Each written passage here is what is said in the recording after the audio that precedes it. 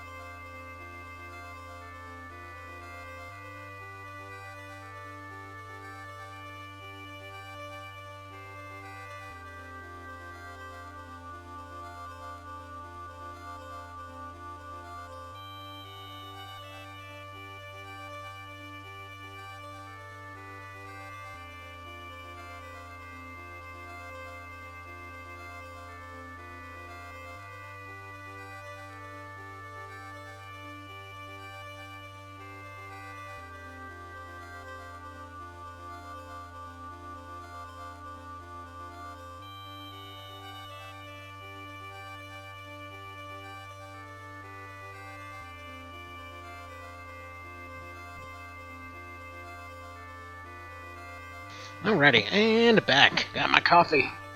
Oh, good to go now. Wait, what? Forgetting to put your glass pumpkins away. You're gonna get glass rot. Also, hang on, there we go. So I just had to move the screen a little bit. Alright, so let's continue on with this thing, because it's time for some dang cutscenes. But first things first, let me see about buying some stuff. So we can't get spears yet, we don't want spears. Well, we'll want spears when we can get them, there's not really much sense in getting anything else. These are also worth picking up. Gives you a little bit of resistance, a little bit of agility. Generally speaking, pretty handy overall. I'm just gonna pick up a few of them for the hell of it. Because yeah, we're gonna need money for hiring and spears and things like that, because we are broke, so that's fun. Anyway, no Glycinia on the way back here. This is actually the second place where that can happen. Where's my cutscene go fast button? Turbo! Go away, cutscenes! You're well written, but ain't nobody got time for that right now. Alright. So, who gets these headbands? 1, 2, 3, well, almost 4. I feel like Halibut definitely earned their wings. There we go. Basically, this will just make them more likely to hit. Agility in this one is evasion, chance to hit, just general agility type stuff, as you'd kind of expect. And I'm actually going to hardlock the team to 8 members. Whenever Eleanor joins, I think we're actually going to have to go for the bad ending for this one. Since we've already basically established that, unfortunately, they don't seem to... Actually, wait a minute. Hang on, where's my modding tools? One sec. I think we actually did mod it so that she comes in as a mermaid. If she does come in as a mermaid, then yeah, we'll be good to go. Character editor, and then open up this ROM. I'm sure nothing can go wrong if it's editing while I'm running it.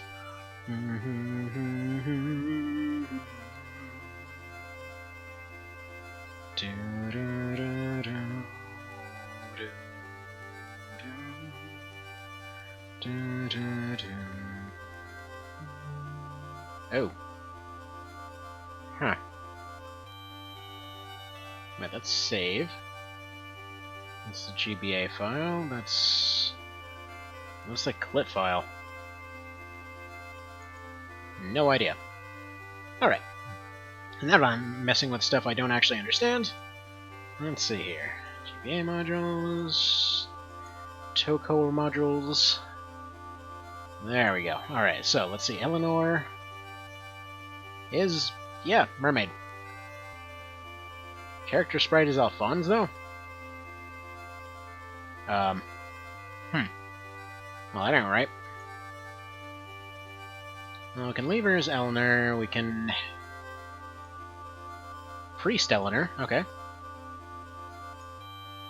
Whatever that is, we'll go for it. And then Portrait 2 will be... also the same thing.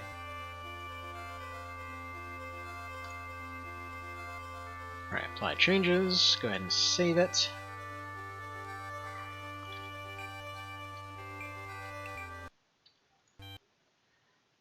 Now then, let's go ahead and reopen the same one, just in case. And then we'll try out if this actually breaks stuff later. I'm sure nothing can possibly go wrong. Messing with files on the fly, why not?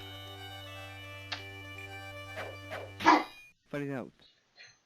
Braxton, honestly, do you really gotta freak out over everyone walking by the door? They live here, you know? Wait, whoops. Oh no. I edited it too good.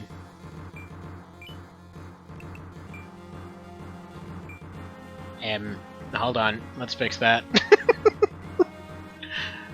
Okay, so... yeah, let's fix that.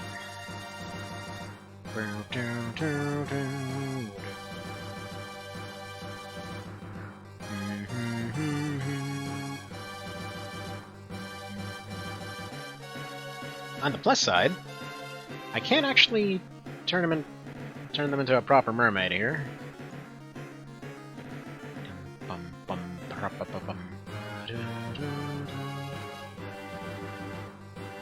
Alright, let's see. I can change their no. I can't change their sprite because that'll make stuff break. Dang it!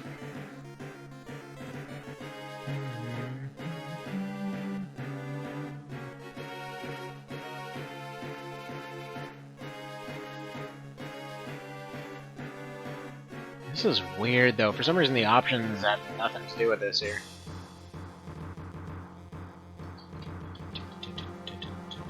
Oh, there we go. There we go.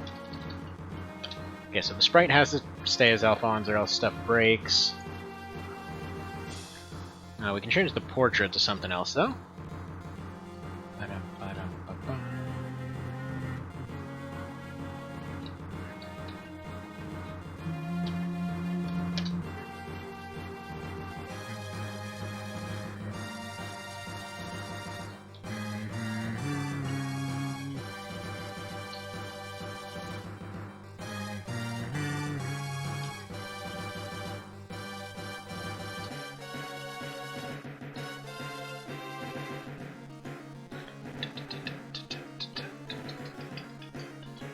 Yes, yes, I know. I needed to do all of this beforehand.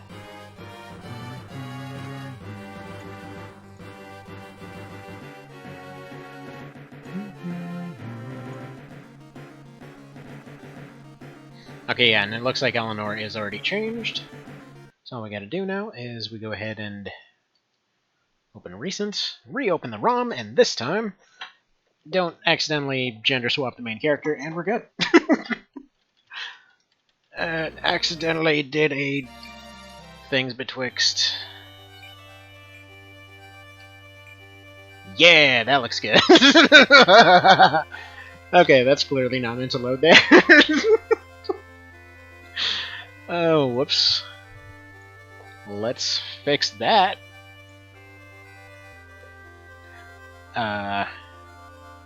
Let's see. Okay, so Portrait 1 has to be them. Has to be him. Yeah, apparently it's a very morale-affecting thing by the looks of it. Alphonse. Okay, well, gotta turn that back into Alphonse before the universe breaks.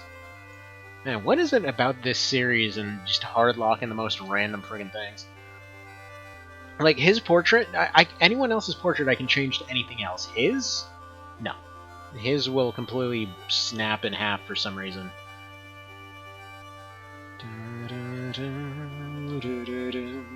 Well, that is, unless I swap it with Eleanor. Because, yeah, sure.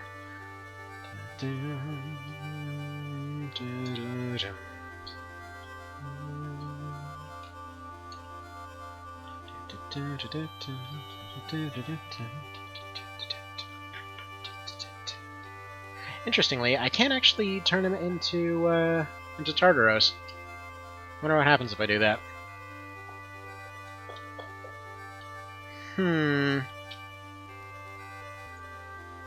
What a good idea that can't possibly go wrong.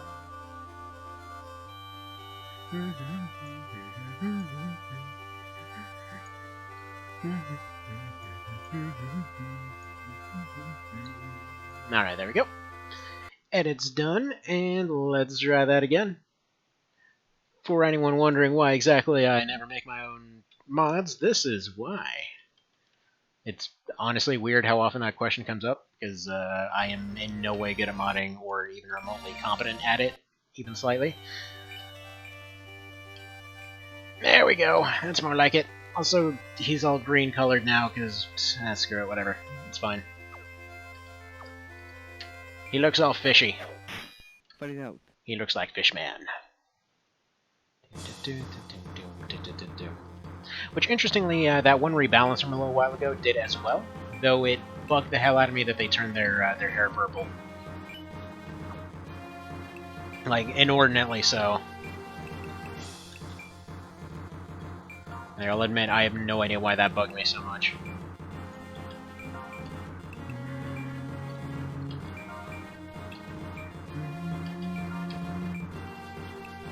And fish team is go. Dun, dun, dun, dun.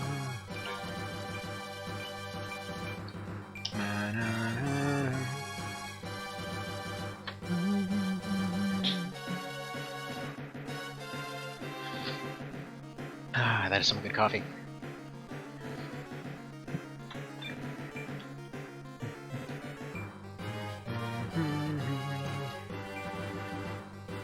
Of course, downside of all those glass pumpkins is he's basically got all the movement range of a friggin' tuna fish sandwich.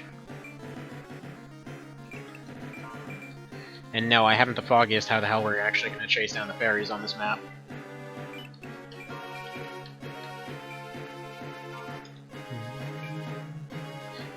Fish Fist team is go? Exactly.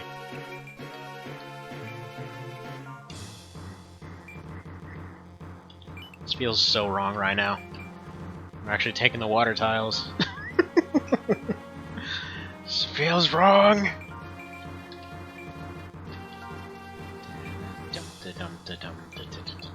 Oh, by the way, so one of the things that actually changed for Belseal, I forgot to mention this earlier, is you actually have a difficulty tweak now for how often enemies will use the drown mechanic.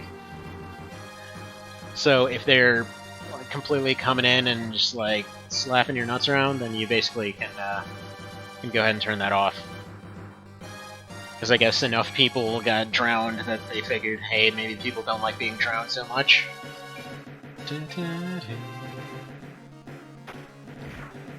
There we go, normal damage. See, that would have saved my fire wizard, Askell, who was the one character I forgot to give away to not drown. Somehow that's fitting, though.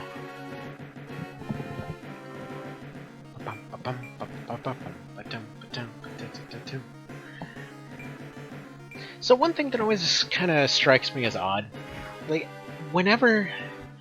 It's like the AI was designed in each of these games to kind of know how to press their advantage, but never how to actually get an advantage. Like that's one thing that kept going on in the back of my mind there over that last level 1 bit there. Because every time that they get you on the back end in vanilla, It's just like they'll go and immediately snipe whoever's about to have a turn. They will go and actively delay everybody. They'll, go and lock characters down that are about to do something useful. But then at the same time, they'll go and cast debuffs on somebody with 0% chance to hit. And it's like, why was it not smart all the way around?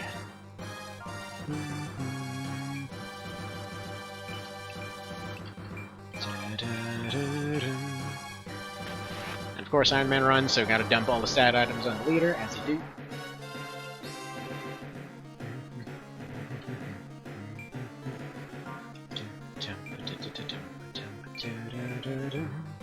Oh, Birdie, you made a mistake going in this water.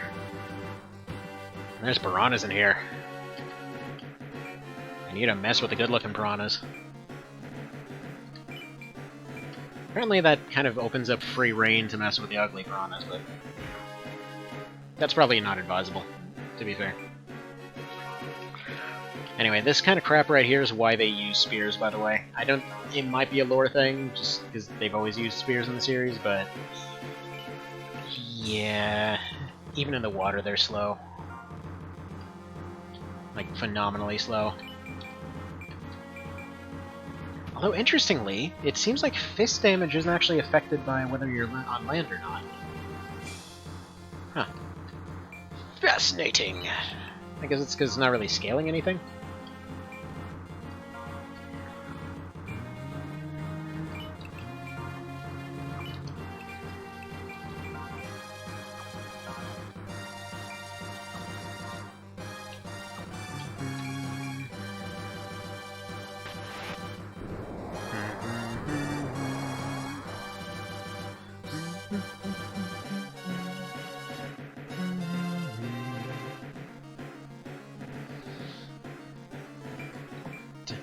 Alright, so, after last time, I believe there were 18 casualties in the, or, wait, was it 28?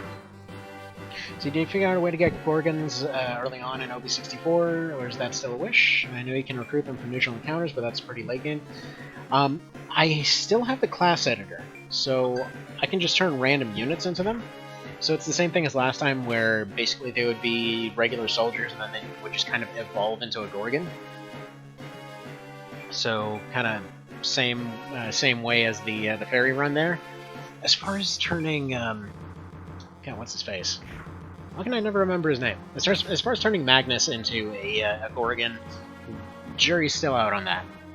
Like at the very least, I would like to give them the same kind of item set or something. Even if I can't change anything else, I want to at least make sure that they can use the same stuff. Because that's one of those things that I really wanted to do more of last time. Wanted to be able to actually have them, leading teams and use only that particular unit. Because then it just kind of comes down to, how many paladins can you put together and put at the head of teams.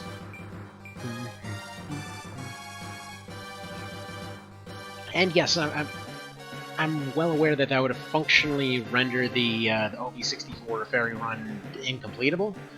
But I'm curious as to how it might be completable. So the nice thing about Gorgons is they can lead units. OB64. Oh crap! I didn't know that actually. I didn't even look at it. Sweet. All right. Well, that solved a lot of complications there.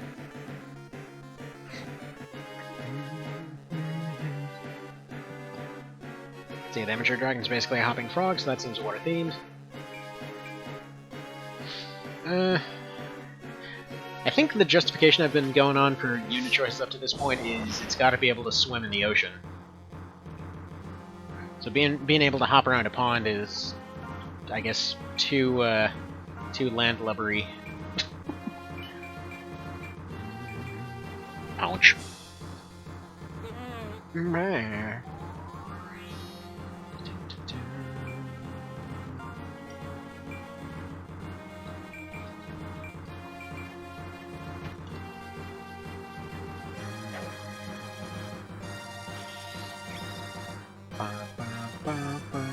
Gorgons do show 2 times with an equipped bow. In the front they do laser eyes, and we petrify. Well, this doesn't sound like it'll be a challenge at all.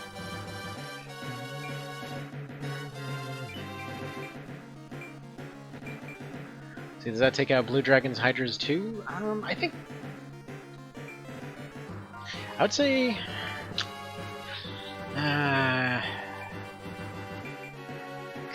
Because that's the thing, the Blue Dragons are actually good.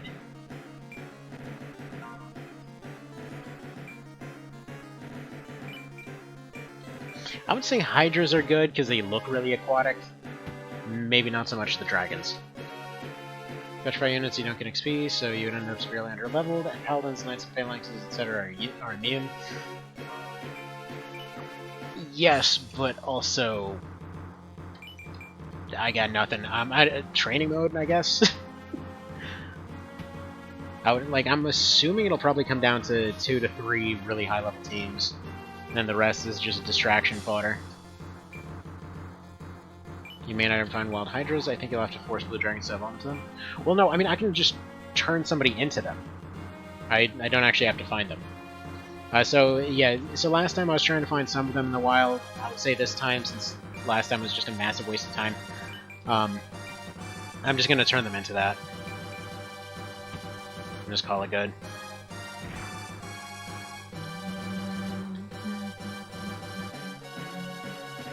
I swear, every time I see this map, I can still smell the, smell of, like, old Chex Mix and rat crap from growing up. Got stuck in this map so many times. Well, that and this, this degree spray deodorant, which for some reason got used in the place of air freshener.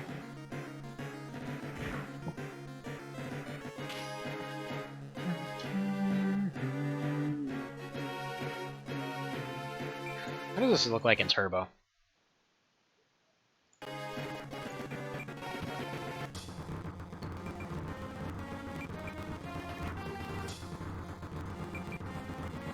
Let's see, kind of wondering where you're going to find enough good bows for all those Gorgons. I think a neutral dragon encounter might draw one. Haven't the foggiest, but we're gonna figure it out.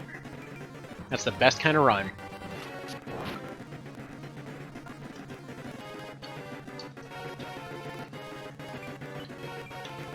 You know what? I'm actually liking this music sped up right now. What do you guys think?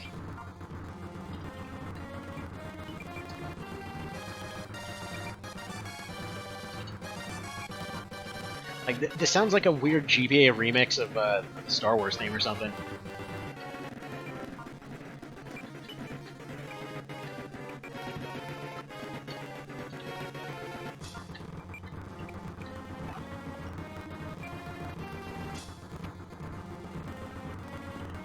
Oh, with the music?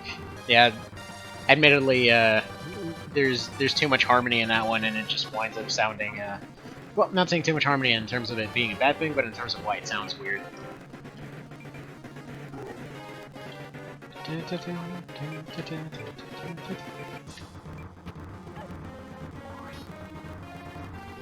Alright, don't steal my bags, because they've got good items. Actually, if you're doing the speedrun route for this... Oh, you dickhead. If you're doing the speedrun route for this, if you get bad RNG on this map and they steal one of your bags, you're basically screwed. Because you basically need an MP bottle from here.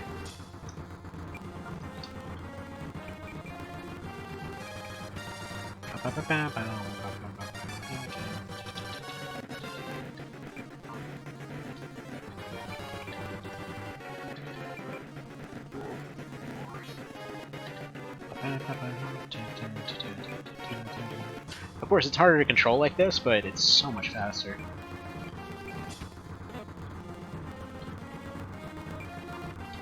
Alright, what's left? Oh. There would be a ferry left.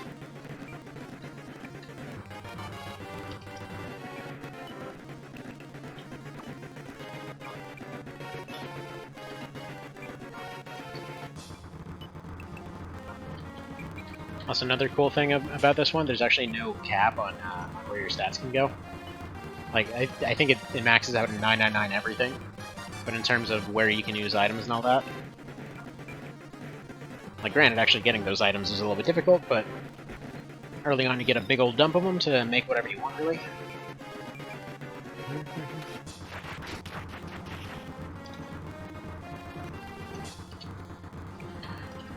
Alright, and somebody definitely would have made something slightly less than PG out of that situation. I'm just gonna leave it at that. Then cutscenes about the Pope happen. Oh, like, oh man, Pope lady's doing Pope stuff. So even if everything else happens the same, if you go the B route in this game, basically none of the rest of the plot can happen. So as I understand it, she more or less is the reason that he decides to go do the whole church thing. All right, Yorodel is next. Oh, nice.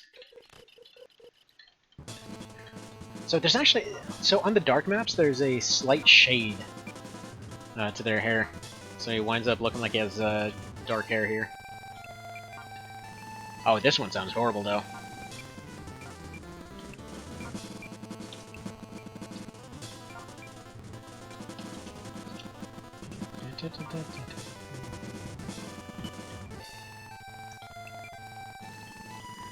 Yes. Mermaid spirit belongs to the mermaids, or some people that took over the mermaids. He says to the giant pile of mermaids.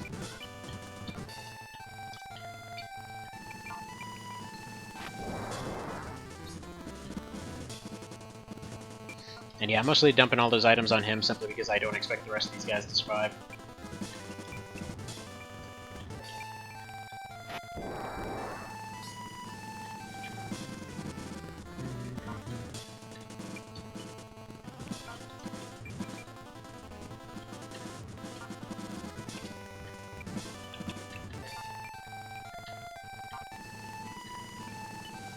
Do we hate this theme yet?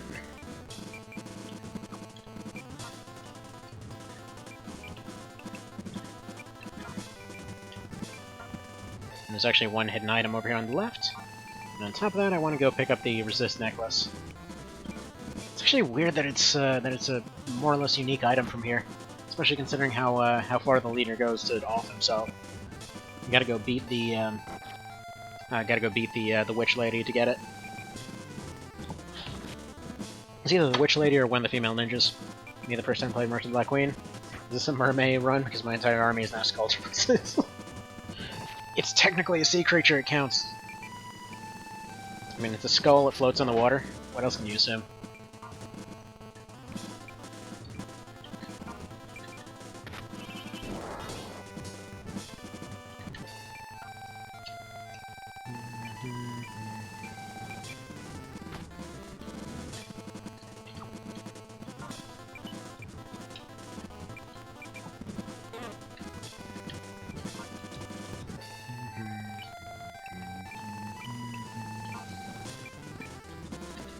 And here, I thought this was supposed to be a challenging run.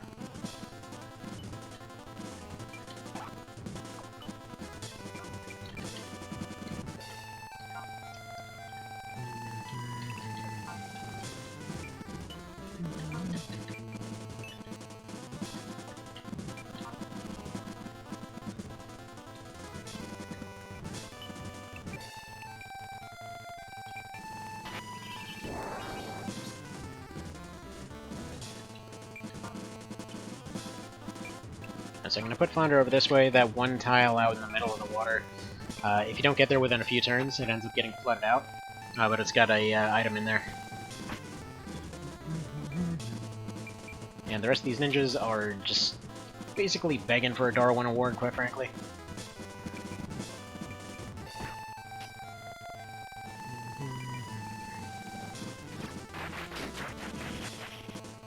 Not really sure what their plan was.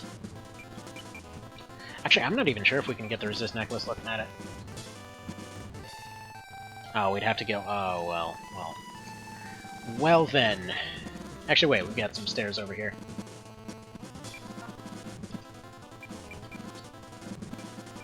Bonk.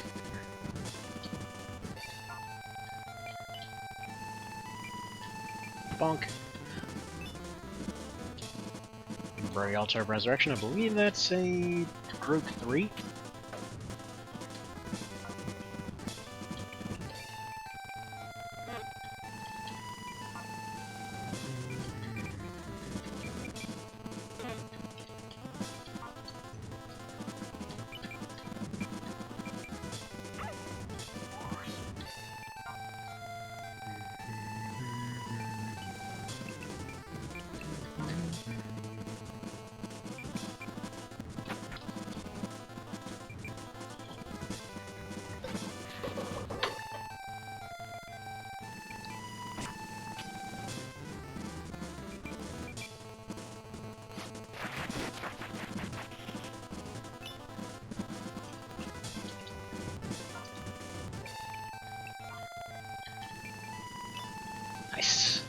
So yeah, that one's actually not a locked-in item, so that could have been a lot of different things.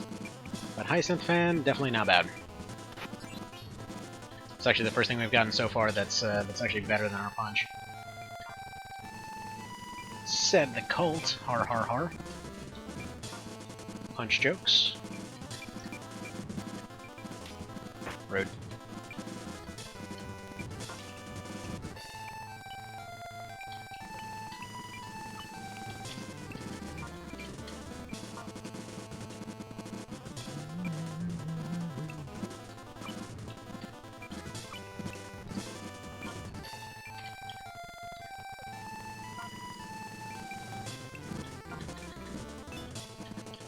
Yeah, these guys had a lot of Altars of Resurrection. I never really realized how extreme it was before.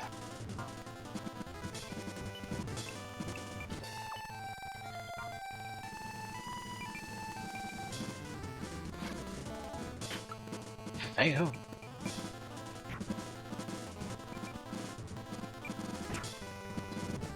Oh, actually, the fight might be over. Yeah, if he ever gets knocked down to lowish health, you just basically assume it's done. Usually Sybil will run up and ruin him. Alright, so it's Janique here that has that one. What do you have? Fancy robe. Okay. I don't think we need a fancy robe, but we do need this.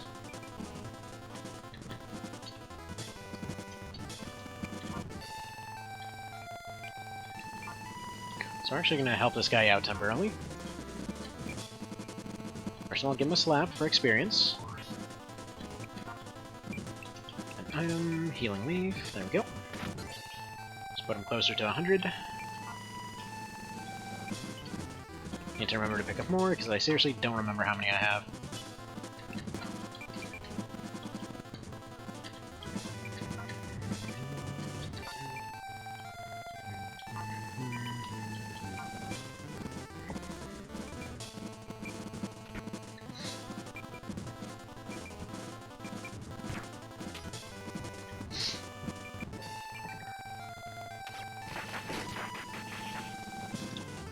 She goes punching him again. Alright. You punch in back. You punch inside. One of those really satisfying things about this game is just how early, oh, come on with these 70% dodges, man.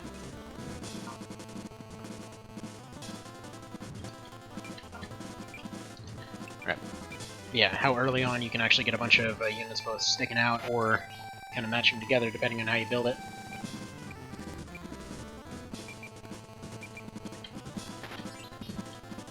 Still such a random spot for this necklace. Basically, it just makes you entirely immune to any casting. Which basically makes you immune to all debuffs for the most part. Also immune to healing, but we're not really doing any of that, so all good there.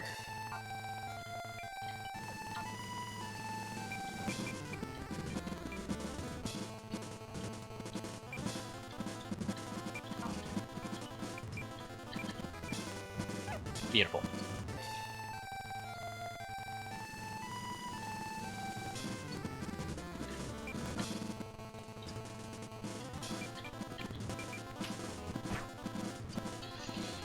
That's Flyfish almost dead, actually.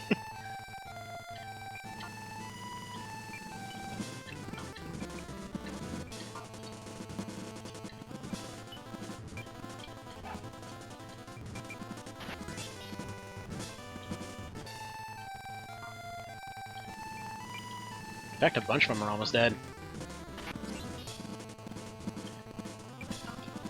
And honestly, even if we did end up losing one to get the necklace, it's worth it.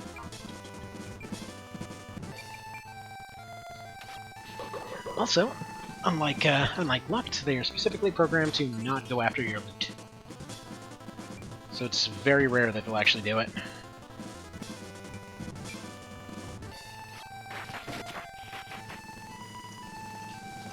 It's like, unless they're forced onto the tile, they usually won't. Because it's almost like it's incredibly frustrating when you have a unique item and you can't actually get the thing, because the AI decided to take it from you for no good reason.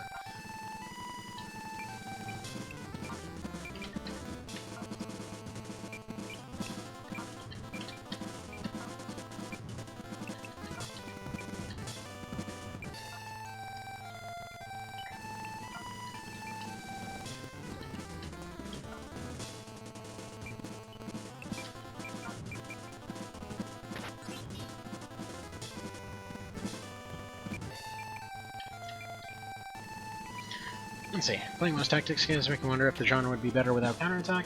I think Felsiel made it nicer by having counter shot, counterattack, counter-magic, and abilities with different triggers. But I wonder if it wouldn't be better to have just weird counters across the board. I'd be on board for that. I mean, I kind of feel like that's what XCOM did in a way. Where instead of where most characters don't have a counterattack, but it's like when they do, it's something really specific. Like, for example, there's usually no melee counter, except for the very few characters that are specifically melee specialists, and they'll more or less have a counter before the actual attack. So, for example, like, say you have a ranger unit, they'll essentially get, once they're maxed out, you can have a character that'll, like, take an automatic swing at anybody that gets nearby them. Just as a free action, they'll just take a swing at anyone nearby, or as soon as if you can go on a kind of rampage with them. That if every time that they get a kill or something, they get another short dash and another cut. So, for example, you can set up a bunch of situations where you have a bunch of low health units, and they would just run up and just finish off half the map, and it just feels really satisfying to pull off.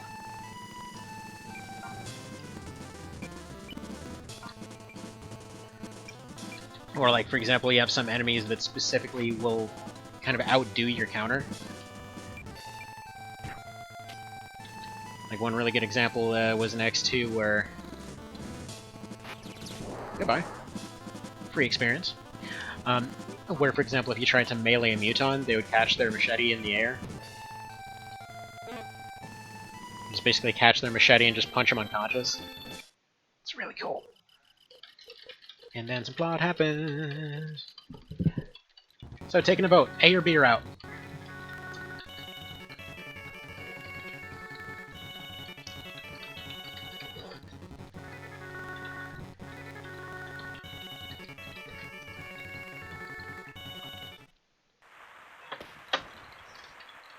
But anyways, yeah, like, every single thing is a weird counter. Like, for example, your Scions would be able to counter some psionic stuff. Like, if somebody fails to mind control them, for example, they would just automatically get a free mind attack over on the other guy. But it really wouldn't work for anything else. Or, say somebody counterattacks your sharpshooter. They would, the first attack of every round, they would whip out their pistol and just take a random potshot in their direction. Like, just really specific counters are great like that. Also, by the way, if you don't have Vana at this point, you hang out with a fisherman.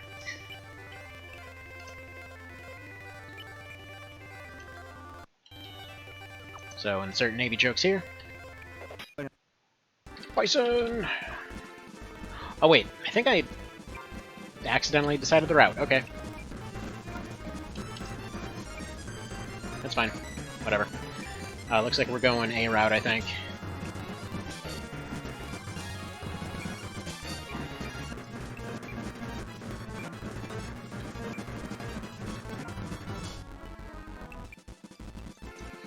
Have anyone? Okay, fly fish.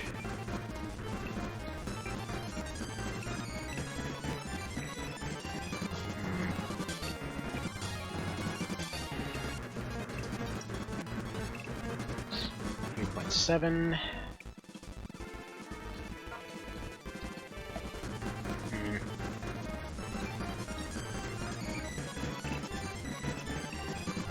I'll give her the hyacinth.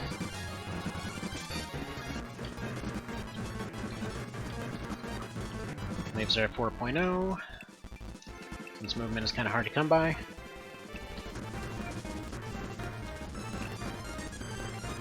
We'll give him the Matsukaze because he's already basically bottomed out anyway. And Flounder is currently the only one without fist fight, so we'll give her the Trident.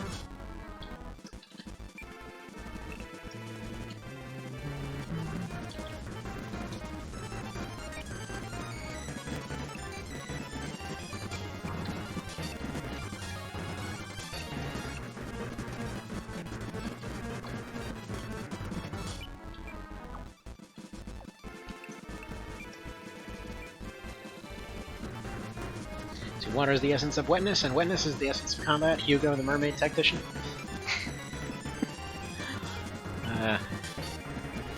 Except he couldn't be Hugo anymore. He'd have to be like Halibut or something. Hugo Bert. Oh, speaking of Berts, dude, there's a guy doing a Tactics Ogre Bert % run right now. of all things. It's just like out of nowhere somebody was trying one vision, and for whatever reason just got it in their mind to go through and collect every character with a Bert in their name. I think they're up to 28 units so far that they could find with some variant of Bert in there.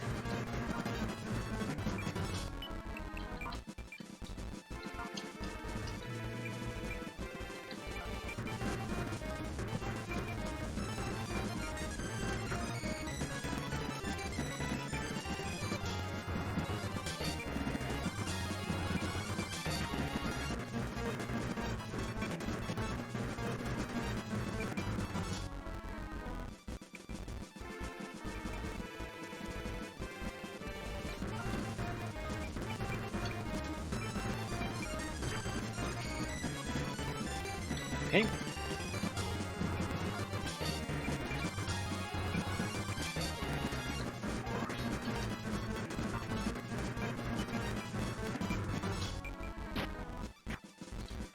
Right, so this is kind of when they start getting a little bit serious. I have no idea why it is that this particular marsh is so friggin' insane in terms of its difficulty spike. But this is usually when you start seeing casualties starting. It's like Fermito's the earliest one, this is pretty much immediately after.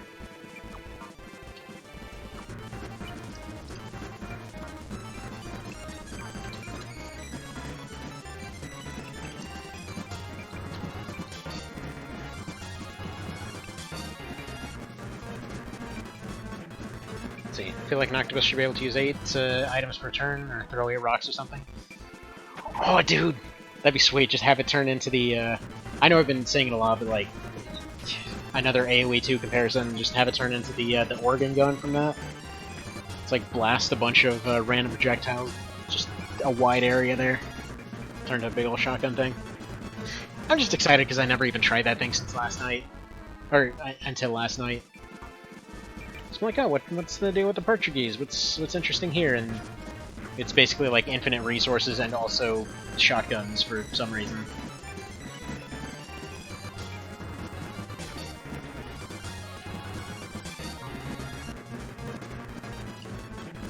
I need to get these fairies punched before anything happens, as well as the dragons.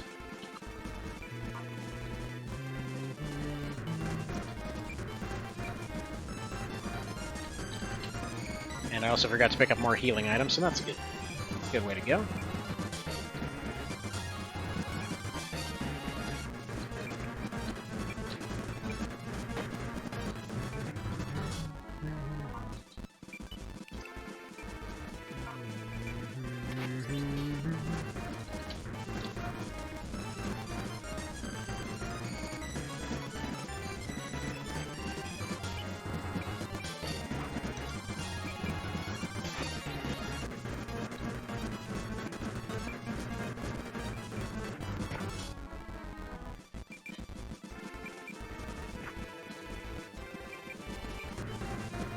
Dead.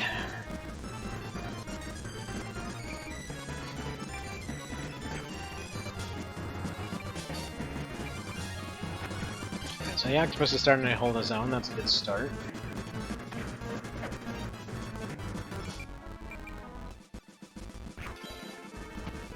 And that stuff can really screw you, unfortunately.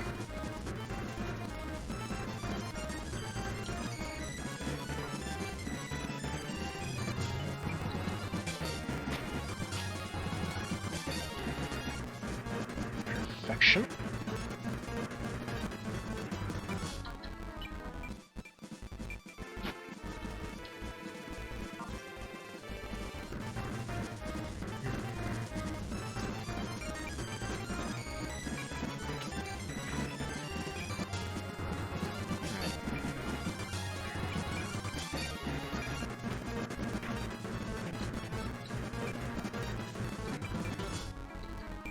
Getting a little problematic.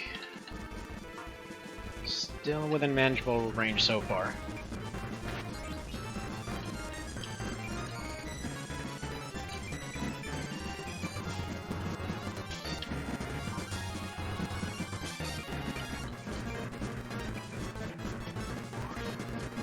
Now, I would have taken a heal that turn, But I feel like attacking would have been the safer option. Because they're going to need to heal later anyway. And that got them up another level. But yes, healing would have done as well, but they had the opening. Sometimes you gotta have that opening.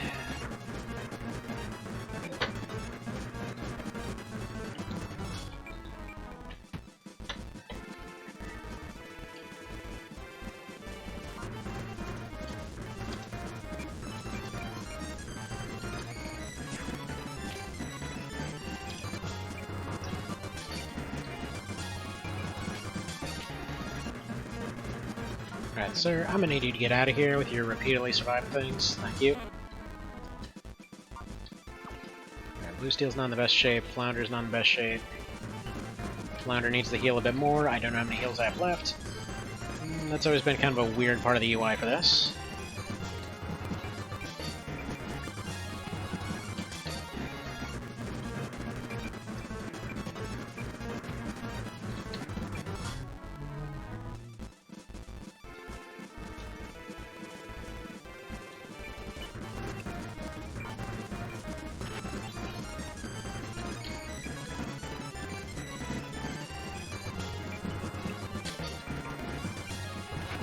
Right, now you might be thinking, why did I leave her with her back to the center of the map over there? Okay, that's actually not what I was hoping for. I was hoping that the dragon would go and use breath on her there.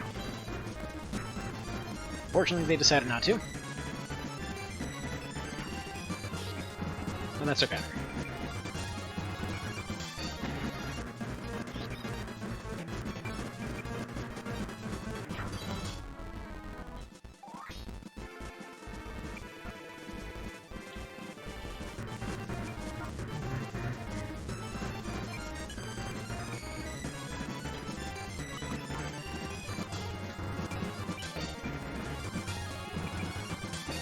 So I'm low on heals, I'm just going to take free attacks here, basically.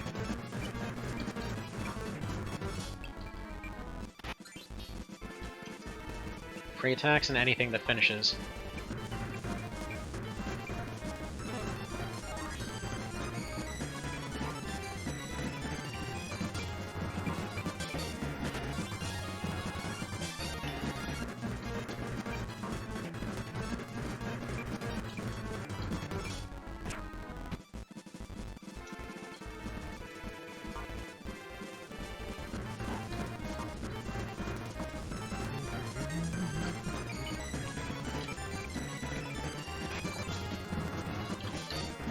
So far, so good, though. I think I must have started with the pack of 20 of these. It's one of the potential starts you can get.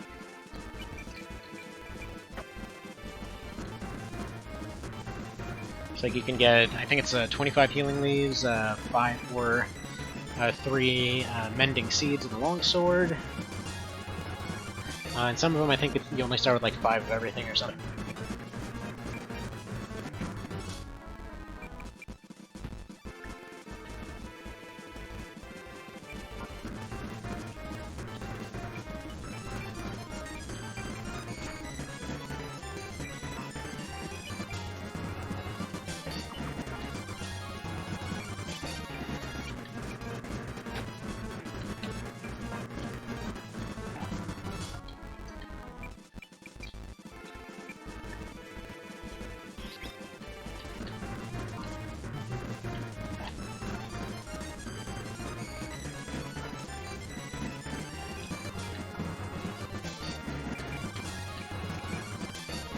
Sometimes I think Twitch streams crash for me just to force me to hit H5 or F5 and watch make a rewatch commercials. I wouldn't doubt it.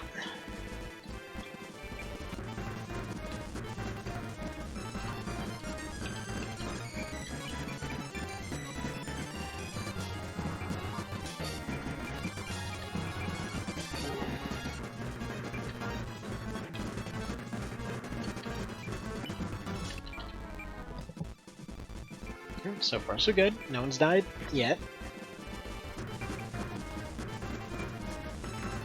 Most of the big threats are dealt with.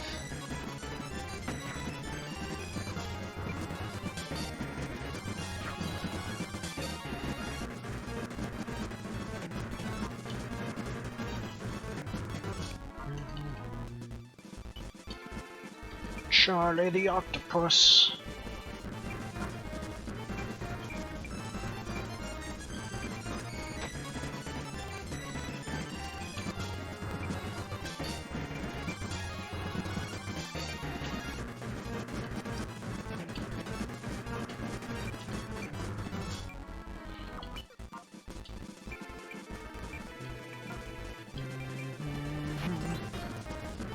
Now, interestingly, despite him being switched over to an aquatic type, I actually don't think he's getting the bonus for being aquatic there. Like, I feel like his damage is affected by the water, but his accuracy isn't? Something like that? Nice! I forgot about the dragon eyes here.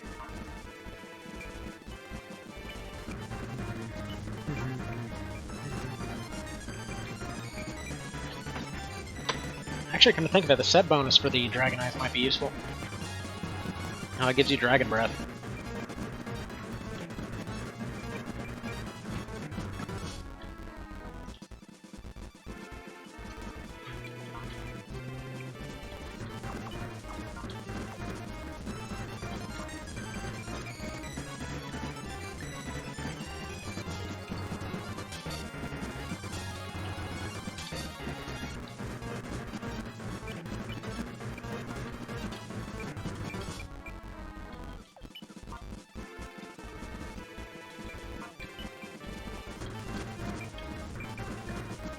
Friggin' hell, man.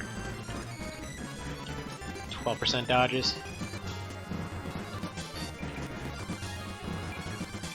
Yeah, I was hoping to get a free level for the octopus, but he's over here. He's like, oh, really high odds to hit. No, no thanks. I think I'll just be immune to damage now.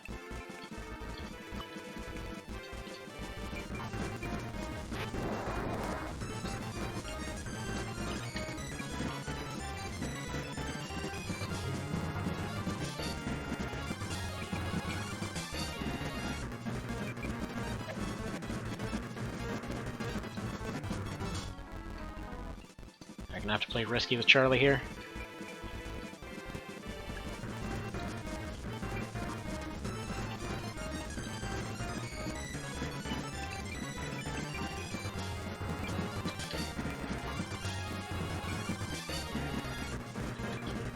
See, there's a 50% chance and there's a 12% chance to dodge. Is my joke stolen from Police Squad? Need to rewatch those.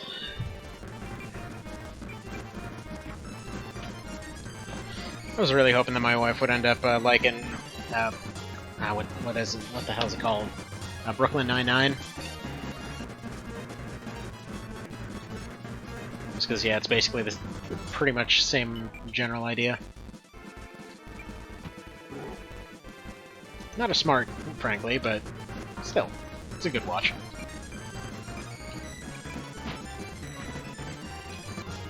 Right. If everyone could stop almost dying, that'd be... oh, crap. Can you survive a hit? No, you can't survive a hit.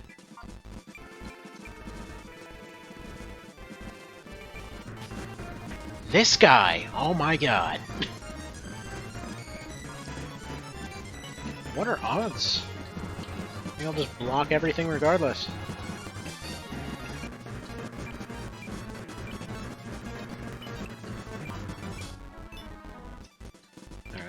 Basically got several on death's door right now. I feel like Flyfish is the most in danger. So we'll go ahead and use this.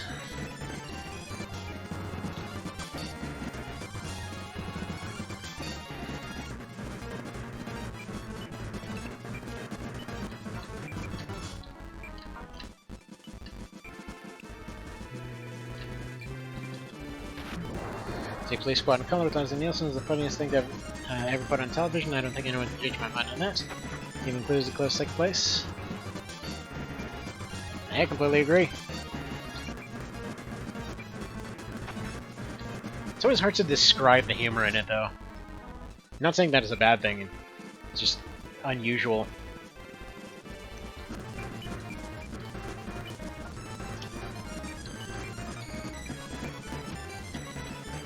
Usually just boils down to it's good, take my word for it, just go watch it.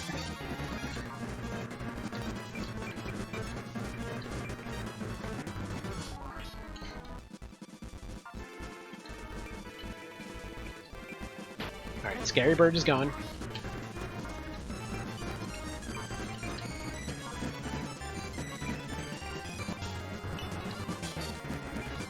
Antidote's pretty worthless.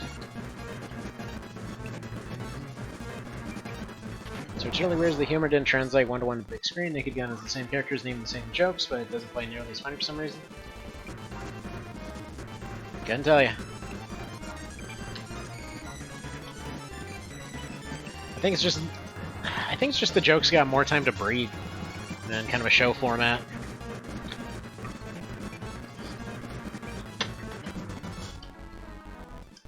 Still kind of sucks to think about the fact that we definitely would have had more of it.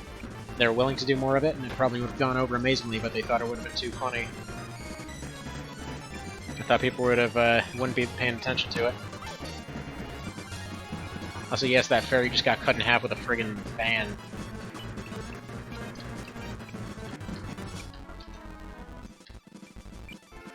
Man, being tired's weird. I'm talking like I have a friggin' condition or something. Alright.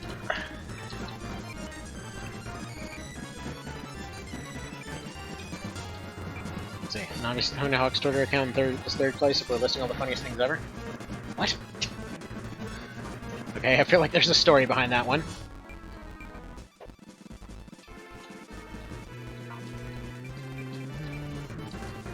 Decked.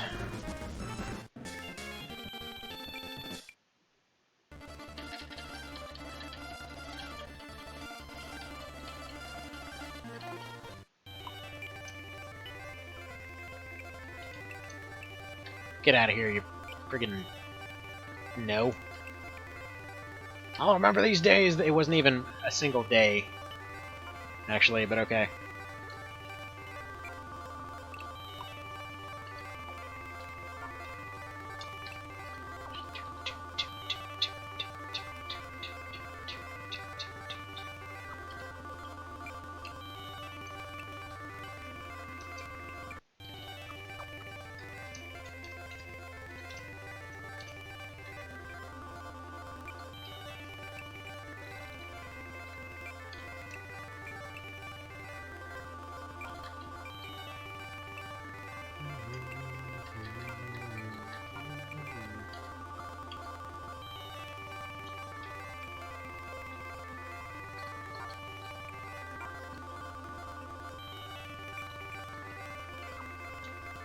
That always kind of throws me how dang expensive items are in this game.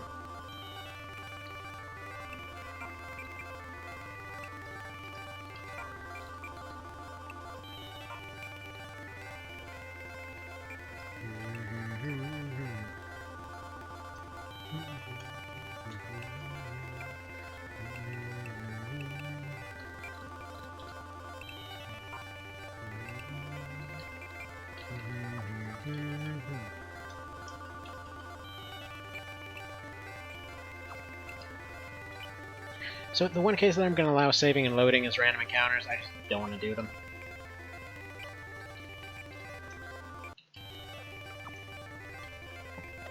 Alright, arena. And we got another hair change.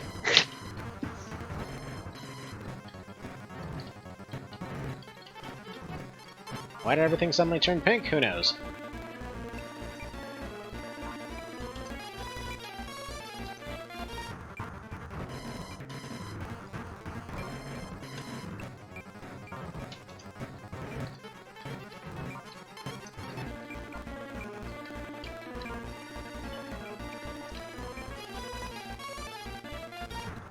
Let's see, whenever he meets people, they're like, you look like an old Tony Hawk, and he says, yeah.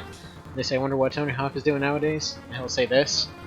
Or someone looks at the overhead baggage, sees a skateboard, and says, what, we got a real Tony Hawk on board the flight tonight? And he'll just go, yeah. It's not wrong.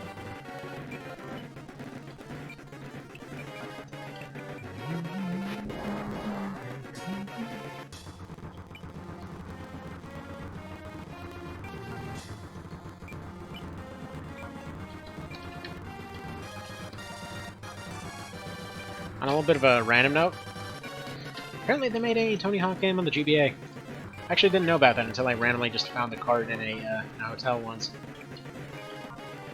it wasn't very good. At least not as far as I could tell. Never really was much into skateboarding games, though. Really loved the hell out of the Metal Gear skateboarding game, though.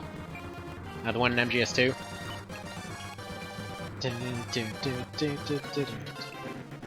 I can't really quite hum it, but they basically just had this weird beach remix of the MGS2 theme.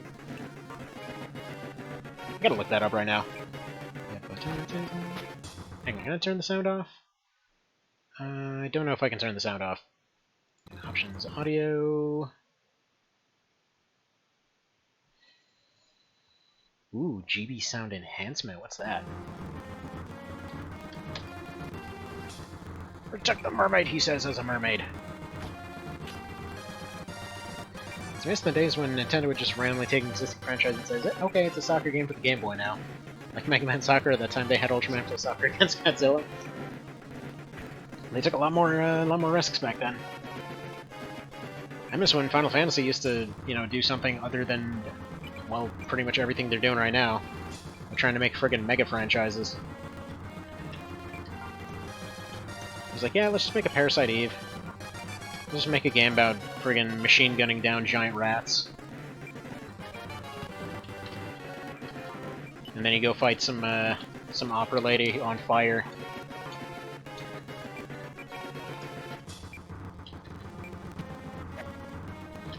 Alright. See, now's where the real run begins. The part where we just discover that we can't do any damage to anything.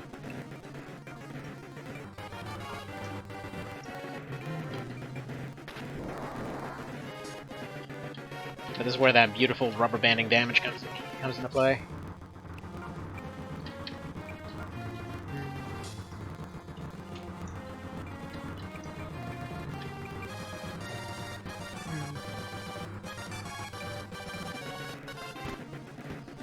Holy crap!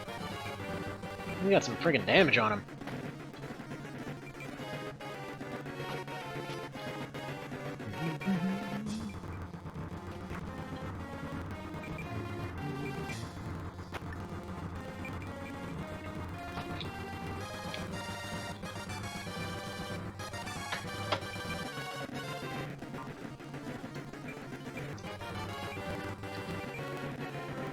Pink man, much strong.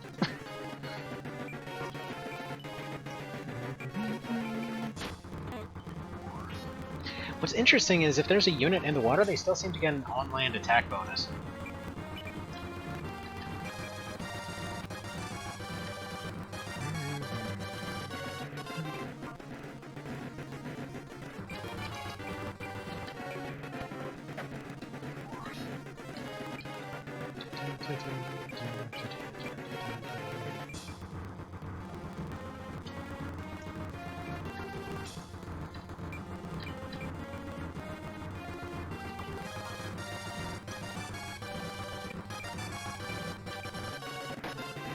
Nice. Nice.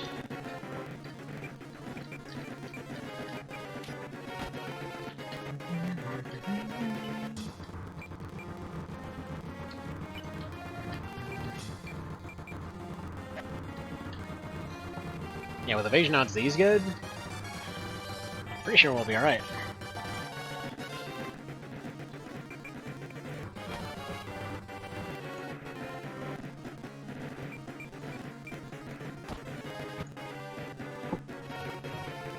So it's gonna lag for just a second, and I gotta look up that one skateboarding thing.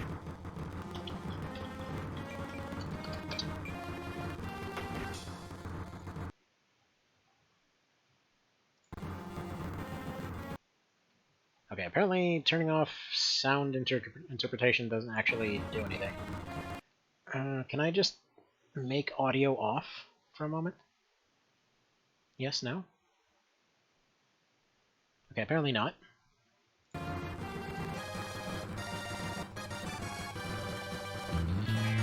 There we go. We'll just horribly overlay it in the background. How about that?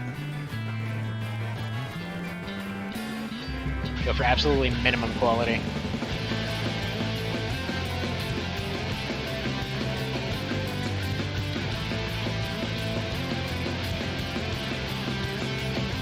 I can't tell what's going on with the sound either. Before it winds up being super loud or something.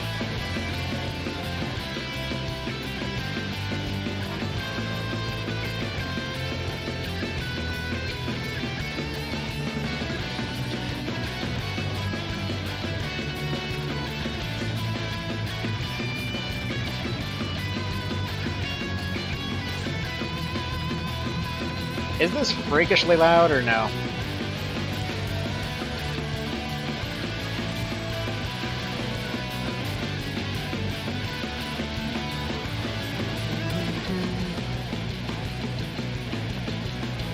Neat.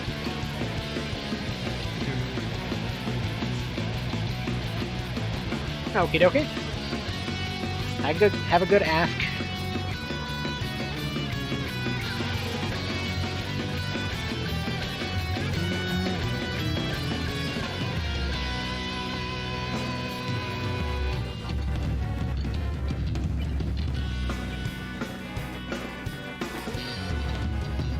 Nice. This is going surprisingly well. Actually, wait a second. Where the hell did we get that Trident?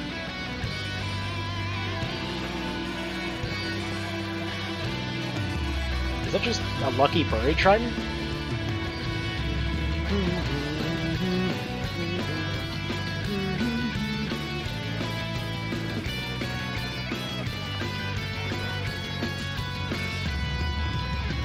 I spent way too much for that minigame. I think I probably played the minigame more than the actual game.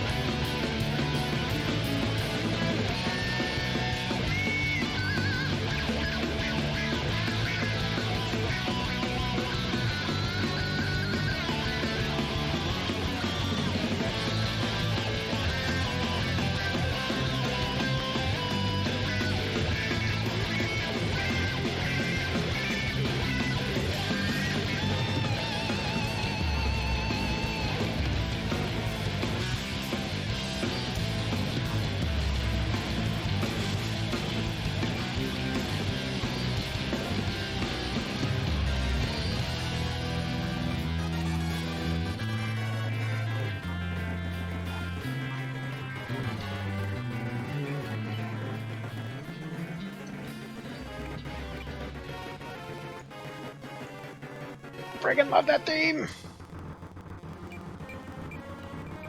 Whereas that being said, MGS2 in general just has an amazing soundtrack.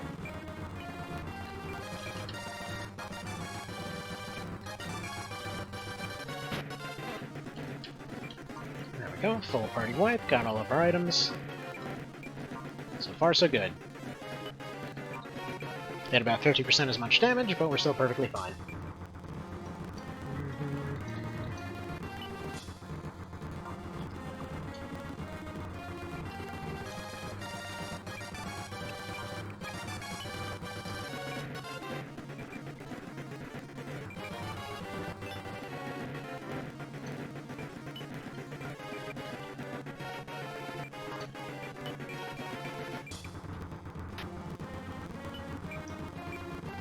So yeah, okay, I'm not doing a few things like that.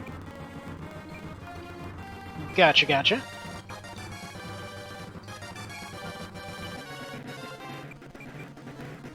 Well, I mean, the big one's right after this. At least the one that tends to be kind of big. You know, the Rana Sea fight, it's one of those ones that always seems, I don't know, way more insane.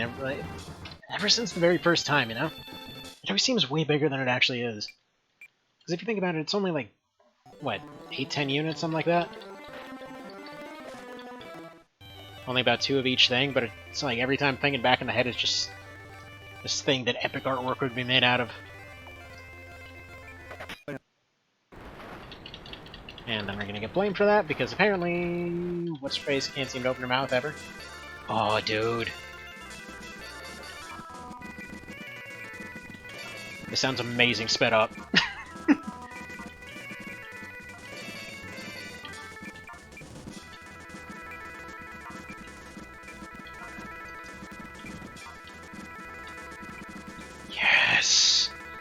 Hair's back to gray, miss the neon pink.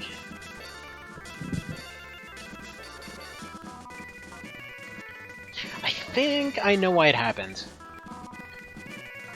But I kind of like the fact that it changes constantly.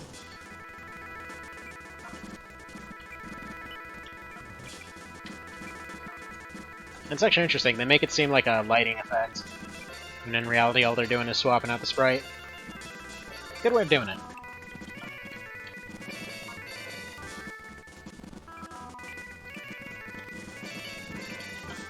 Doesn't this sound like some kind of Genesis RPG or something?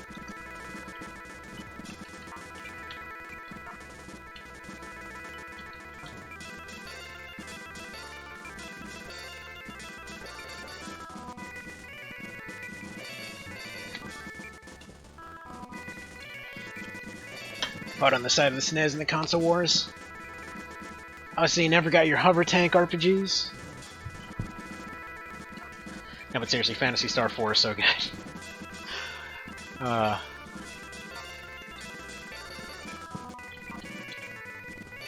Okay, Alternate Resurrection. That actually could have been a Fire Drake.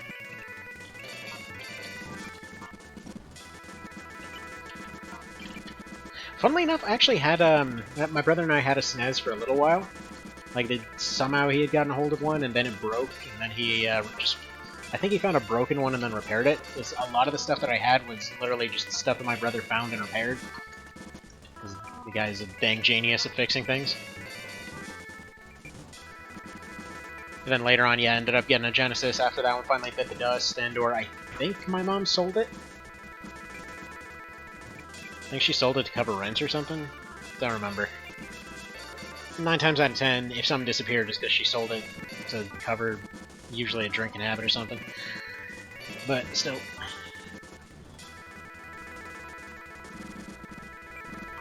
Oh, this poor fairy. Bonk. Oh, and actually, no, the other day, Regdren actually did this, was covering... Wow, I just can't speak today. They made a video covering what exactly it is that Brigandine does. You know, I've never actually seen the thing properly described, apparently, because that looks amazing. Every other time that I've seen a review or anything else, it's like, oh, this looks alright. They seem to cover everything in such a way that I actually was interested to give it a proper shot this time. Because I promised I would go give it a try several times, no, every single time. Like, I don't know, something came up, oh look, I want to, you know, beat the entirety of the Ogre series, you know, just hitting stuff with a cantaloupe or something. And just now, they actually described it all different like. So I just wanted to say props to them. For actually properly showing the game. No, I don't know why that's apparently a difficult thing to do. Noise. Impaling fairies. See, yeah, the Rana Sea always seems just like this massive, epic thing. It's like, I'm thinking back in my childhood brain, it's always like, here's all this water and all these units trudging through it and just fighting the ocean itself. And every time we run through it in one of these challenge runs, it's like, well, there's like 3 mermaids, 2 fairies, 2 octopi, and a boss. See, SNES had Merchant Black Queen, Secrets of Mana, FF6, Chrono Trigger, and N64 had Polk. There was no contest. Phantasy Star 4, Shining Force, it had stuff. I had none of those things, granted, but it had them. Like I will say, I play a lot more of the SNES stuff now, but seriously, Genesis has some of the coolest RPGs. Like, Phantasy Star 4, on its surface, seems like a fairly generic RPG, but man, I'm not even a fan of the anime style thing, and it really just scratched some proper itch there.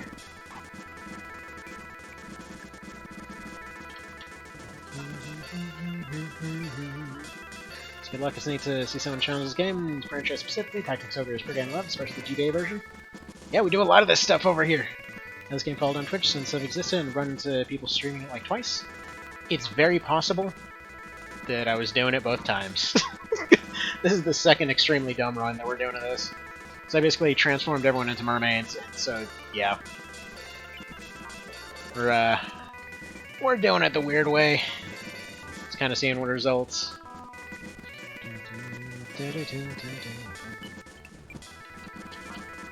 But yeah, I used to do challenge runs with this kid all the time.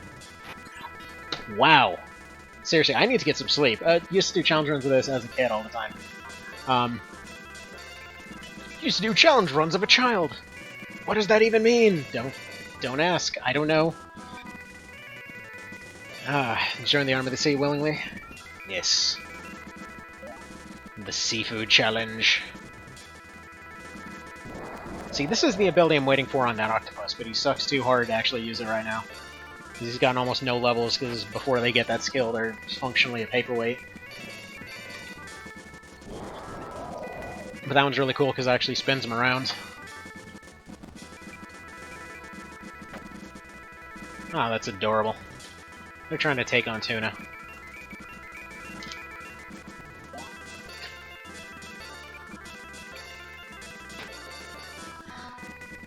So, do you speedrun any of the Tactics Ogre games? I was gonna do. I'm fairly certain I can actually beat the current record for Lucked PSP. Mostly I do challenge runs, but I mean I've done a speedrun of Tactics Ogre 1 Vision before. Only technically world record because nobody else ever tried, and I'm pretty sure 14 hours is not much of a record.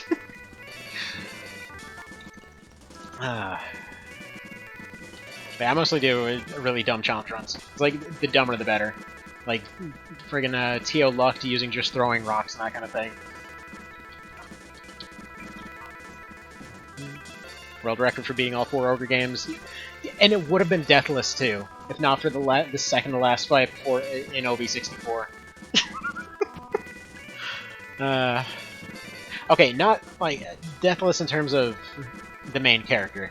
In terms of overall casualties, oh god no, them fairies died real good.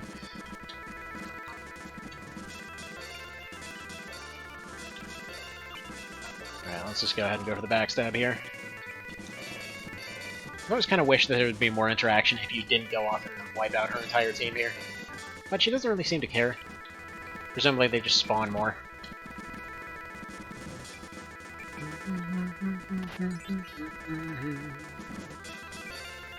But yeah, so since watching the speedrun for T.O. Lucked several times, they have a whole bunch of little tricks to speed stuff up. However, as far as the actual inputs, as far as the actual play itself, it feels like most of the people that were doing it were speedrunners first and T.O. fans second, and I think I could actually do it a lot faster.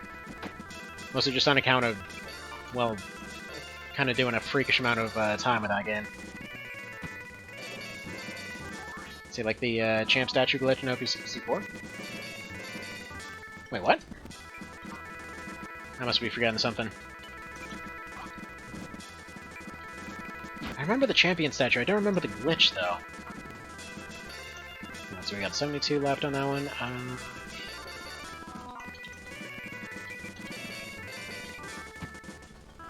Nice. That'll do 60, that'll do 20, nice!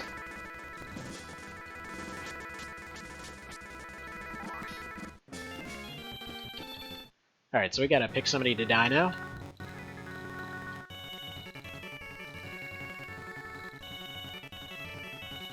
Yeah.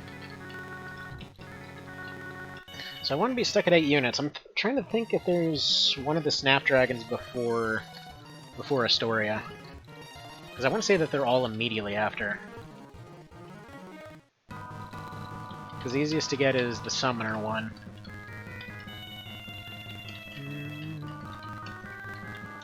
See some item infringement in statues, slight cloning. Oh yeah, no, the cloning thing's ridiculous. Yeah, I did that on accident. Several times, in fact. So you've been curious about the round and run of Tactics Ogre in particular?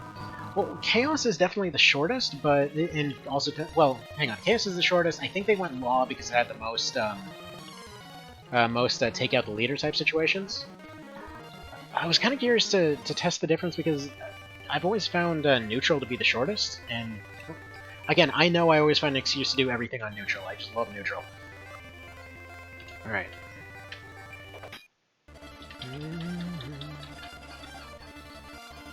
Yes, okay, join us, fish. Alright. So now we've got Ariel on the team. She's the first actually good mermaid. And also the only one that's actually worth using usually. Now here's the thing. One of these is almost inevitably gonna die, so that's kind of the plan right now. I will continue using these, and then if nobody dies by the time we get to Eleanor, well, then we're just gonna have to fire one of them. Or by the time we get to Astoria, rather. If Eleanor actually does successfully spawn in as Mermaid, if I did the mod right, then we'll use her. If not, we'll have to fire her.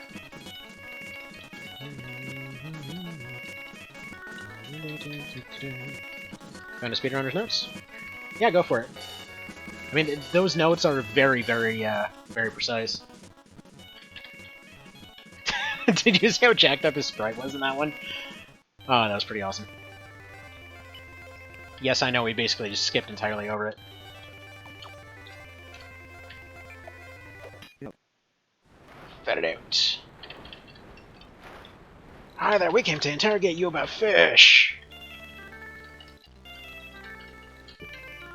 But if you came here in the B route and you were nice to her the entire time, she gives you a nuke.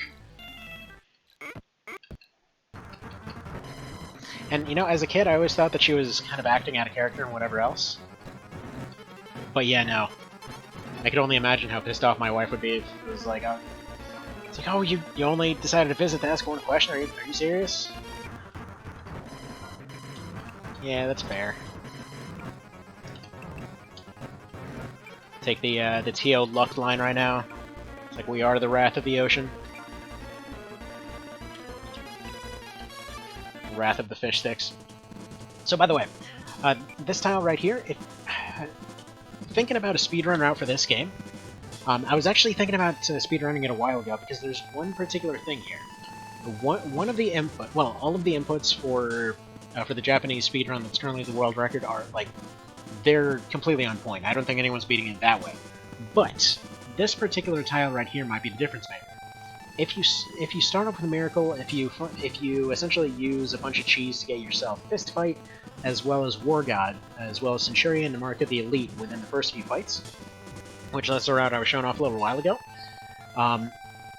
Essentially, that combined with throwing a fireball on this tile and picking it up, this gives you a potentially end-game item right here. And if you can pick up a composite crossbow, that might be one way to do it. And this basically should carry fights all the way up till the point that you can get a Snapdragon. But again, just the luck required would be ridiculous, just because nobody knows exactly how the luck system in this game works. Well, they kind of do, they kind of don't. It's this whole bizarre algorithm based off your choices at the start. They don't know where the value actually starts, as I understand, because they know roughly how to gauge it once you know where exactly on the luck spectrum you are. Because it's like this whole weird wavelength that it follows, and it kind of goes up and down and fluctuates all the time, just based off the levels you get, the locations that you go to, just what the game's feeling like that day. It's so bizarrely complex. Anyway. So you glitch champ statues and have a level 80 unit on scene 10. Ah, true. Come to think of it. Maybe that... You know what? With the ferry run, the leaderless ferry run, that is, I wonder if we allow that. I kind of wonder if it actually is possible that day, because technically speaking, all that run would involve is leveling up those ferries to max level, which, as we saw last time, still makes them hot garbage. It's only kind of like slightly warm garbage at that point. Okay, so we gotta punch out dragons first.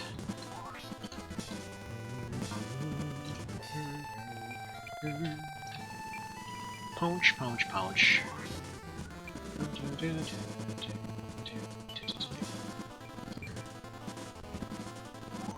Alright, so I'll one round these ones. And then I want to get the Sherwood set started. So that'll be from one of these archers here. They've got the Sherwood hat, the other one has the Sherwood bow, I believe. And we got the Sherwood hat. Oh. Well, we can't get the full Sherwood set because I already killed off Licinia, or rather fired her. Or did I kill her off? One of those.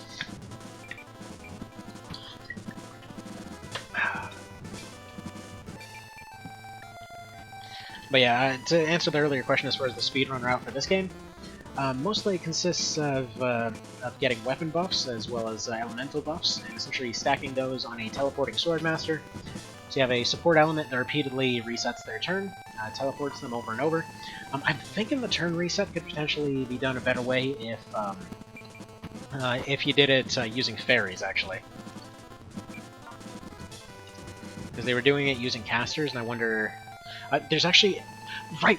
There's a particular thing that they mention in OB64, they don't mention it in this game. Wherein, when a fairy unit... Oh, hush you. When a fairy unit gives somebody a free turn, essentially they give them an attack boost. It's like a hidden 10% or so boost, but they can essentially give each other boosts back and forth. Now, what I noticed when doing the initial fairy run is that this caused them to hit higher and higher on the same turn. So it was essentially, it wasn't resetting, it was just stacking it higher and higher. They're almost dead, aren't they? Yeah, 66. Dark and Polish.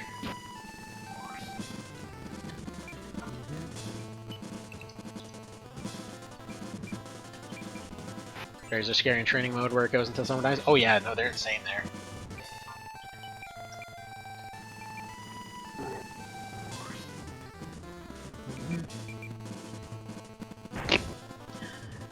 Fish got barbecued.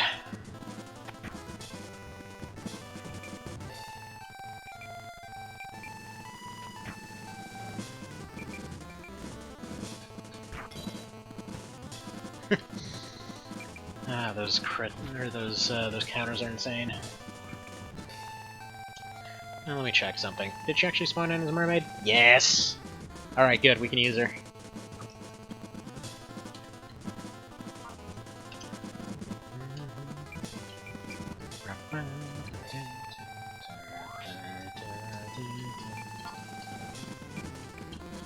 I think this guy hates cars. Because apparently he's a bit of a carcist. Actually, you know what? We can probably retire Charlie the octopus. Realistically, he's the worst on the team. I mean, the guy can't move, he can't do damage. Somehow he still doesn't have his ability yet.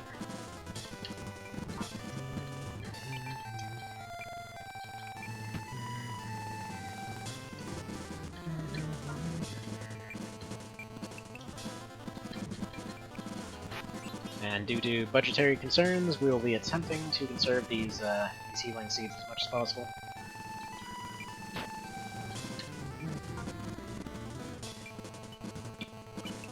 We got Lullaby! Got time. Come on, back and forth, back and forth. Aw.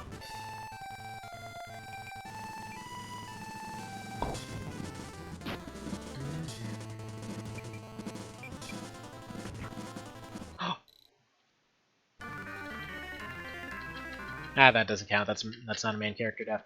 Alright. As with last time, I'm basically counting main character deaths, because there's so many weird plot deaths that can happen, it's not even funny. Jump over! Exactly. Just like OB64, all those moments of like, oh, your party got launched way to the other end of the map. They've touched your fortress, so your entire country gave up. Alright, yeah, we're gonna retire the octopus.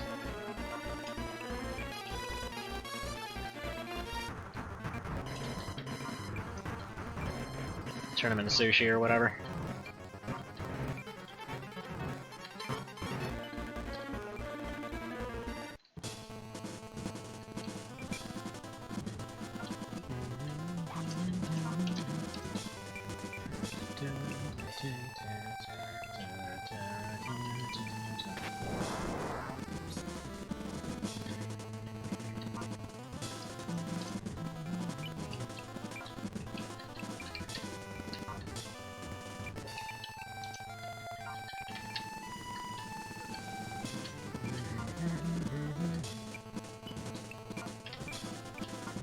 course, this is when I find out that I said something about game overs or something early on.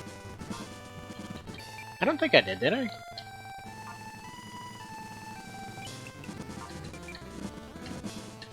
Ah, whatever.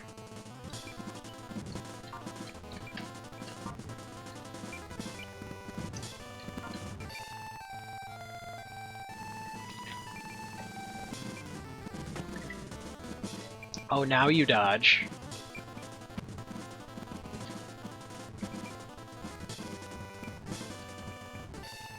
Actually, you know, now that I think about it, I think this one's actually unique in the series in that it's the only time you're required to protect somebody that they actually attempt to protect themselves too.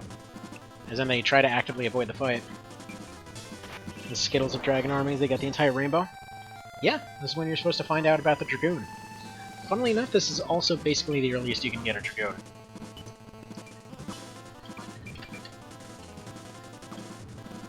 Like, not the total earliest, but pretty close to it. Like, unless you do random fights, it's basically going to be the earliest.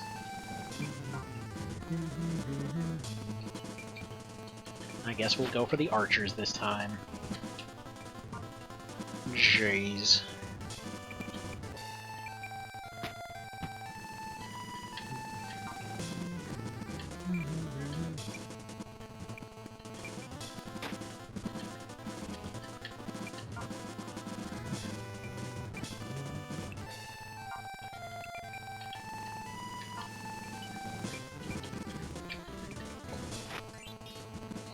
Yeah, general policy on this one is you use at least one healing item on her and you're probably fine. She's taking a little bit extra damage on her way over to the water, just because of the fact she's a mermaid right now.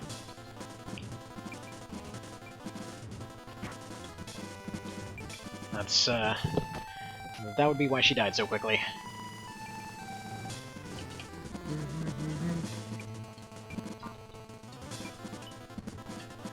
And also, it's a pretty fantastic intro to what's going to happen in Astoria with all the archers firing down from the walls. I'll give you a hint. It's a whole lot of sushi. I think it was like what, friggin' 9 or so fairies that died on that one, and then they just barely made it through.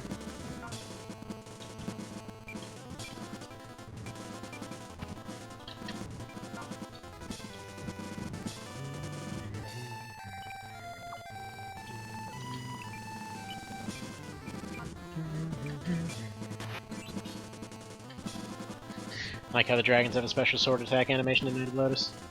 Or the dragoons, yeah, it's pretty cool.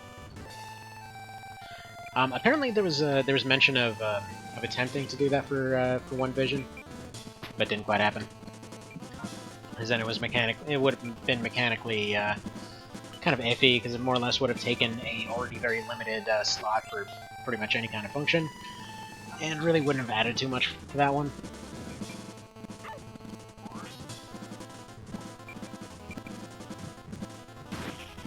Boom.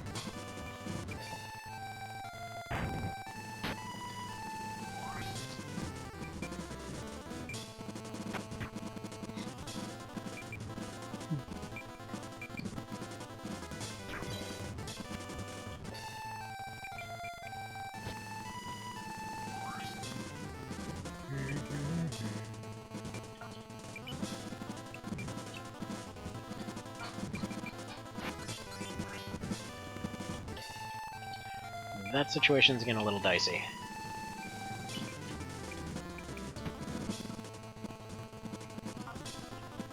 So we're gonna send 2 over there to support.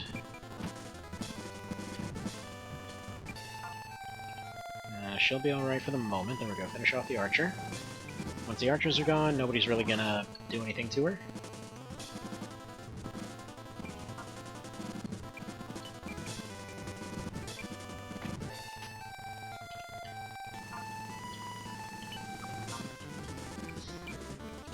I wonder if anybody else, whenever going through this the first time, was like, "Oh man, you got this like crazy, you know, hardcore commander of their entire army there," and she's like a slightly better mermaid.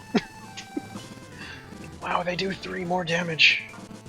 I'm so impressed.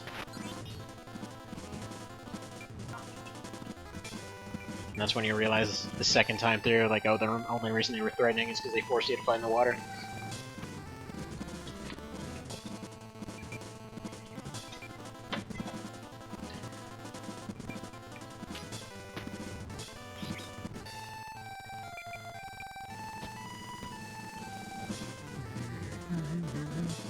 Yes! The map's changing in our favor. Also, I can't help but notice, Eleanor apparently goes out of her way to be on the tiles that she's worst on. Because normally, when she's a normal person, she'll gladly go run straight into the water and go hide there. When she's technically a mermaid, she's apparently just hanging out on land.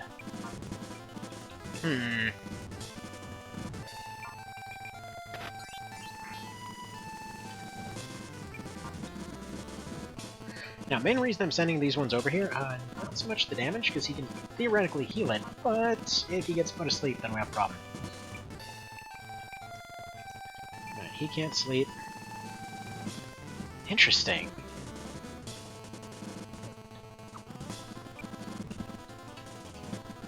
Why do they start off with the AoE version?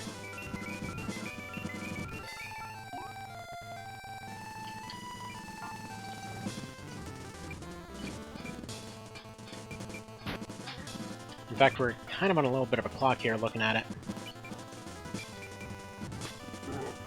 It's only a matter of time before that sleep rolls.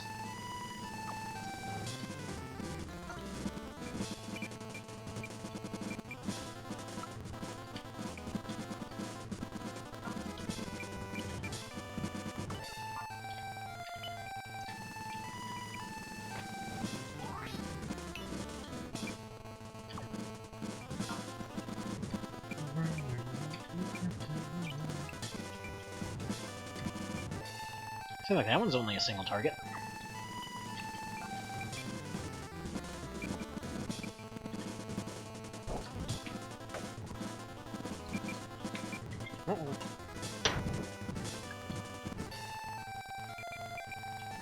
Please don't sleep.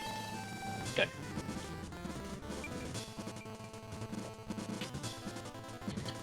But yeah, that animation though, the unique animation, which funnily enough works with both weapons. I don't know. It's just there's something so striking about it. It's just one slight change to one class you almost never see. I think this is only one of maybe 2 Dragoons you see in the entire game. But just that moment of, like, you see it flipping through the air, and it's like, yeah, it's already too late. They're gone. Kiss their fins goodbye. They suddenly become someone's lunch.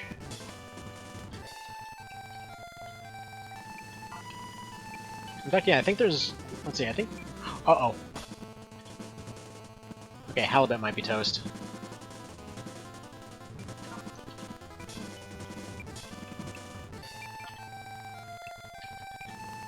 Well, hey, if we lose 2 of them, then the octopus gets to stay.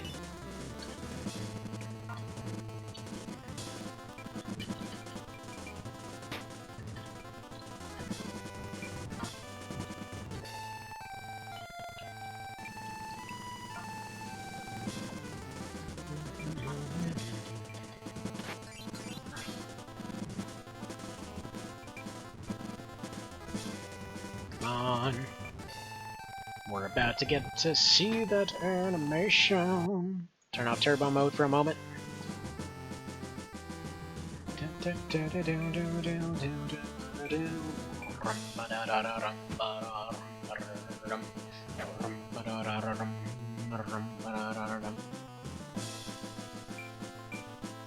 Let's play Wheel of How Screwed Are You? Oh wow, really?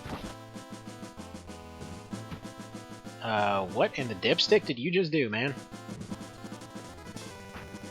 You practically had that kill on the platter.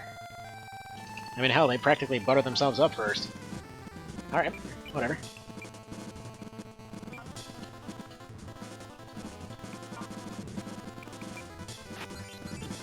I mean, they basically buttered themselves up, put themselves in the pan, and were laying there in a sexy pose, but no. We got better stuff to do. Gotta spread that damage.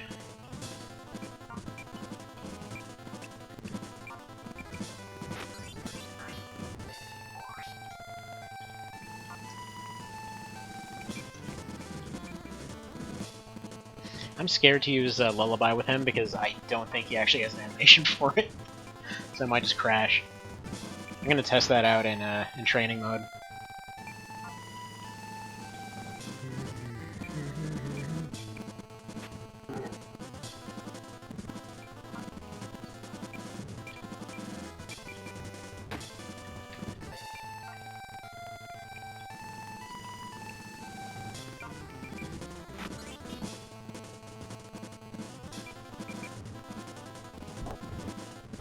Now that I think about it, what was it with GBA GBA games and actually making poison good? Because like this and FFT are practically the only times I can think of where one of these games actually had threatening poison. Only because it was so difficult to cure. Like if you didn't have the item, that mess was not going away on its own anytime soon.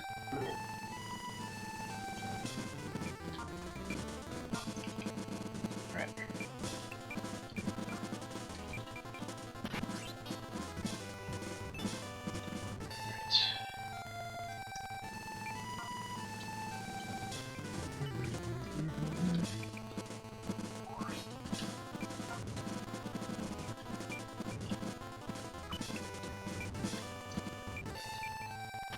Give her a 50 heal just in case.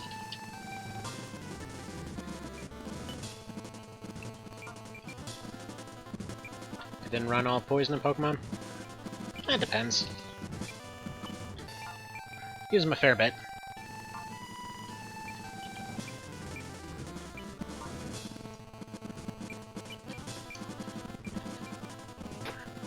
Last few Pokemon type stuffs that I did were pretty much all either randomizers or crystal clear, which might as well be a randomizer. Nuzlocke and all that kind of thing. Generally don't tend to see as much poison in that, simply because you don't really know what you're going to wind up with.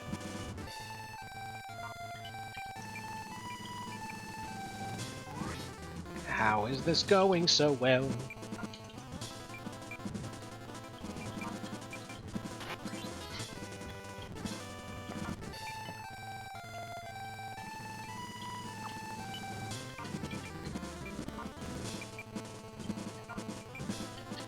You gonna do Temtem eventually? What's that?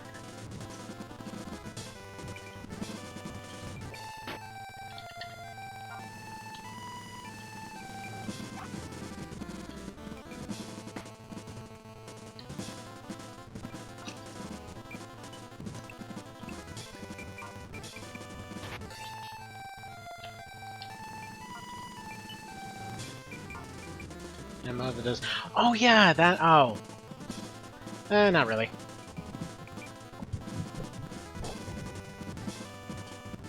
A lot of that stuff I found that I prefer just to kind of do on my own. Not really good at streaming those.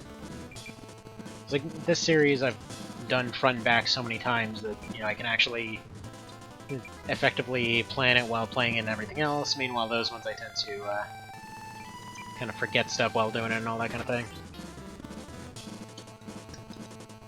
It's one of the reasons that the Chimera Squad one has been a little bit weird to watch, admittedly.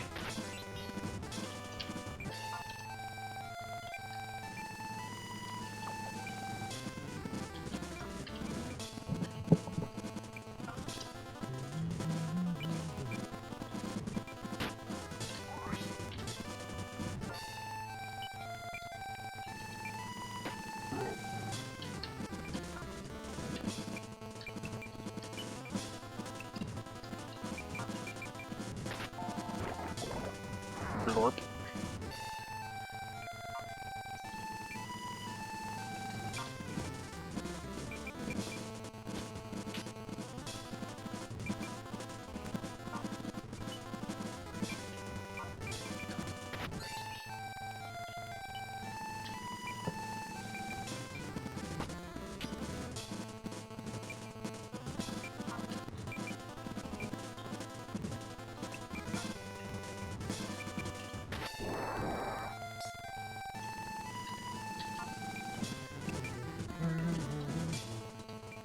And yes, we are just going to lame it out.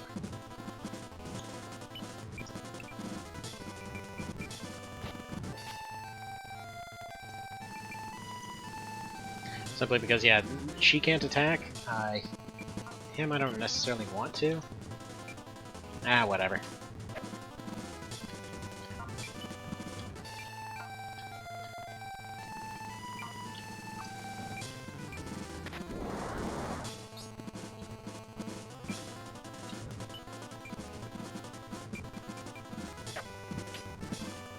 Ah, for crap's sake.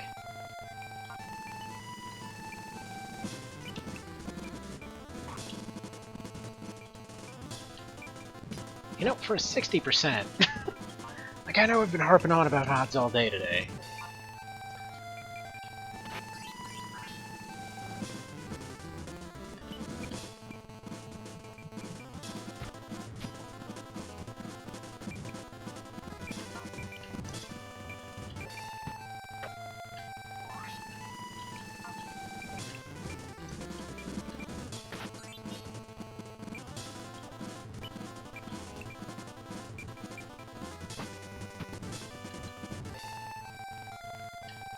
Alright, great. Global warming took the ocean away while we were waiting.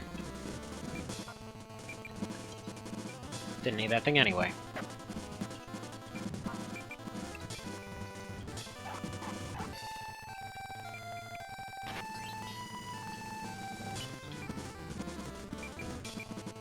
Now, I don't know if it's the chunkiness of the Dragoons in this one, but I always felt like this one did a much better job of kind of showing the leader characters as being a bit more threatening. Honestly, one of the few complaints I had about the rest of the series. And a lot of times the leaders just felt like any other unit. I'm sure they had different dialogue and things, but it's just, you know.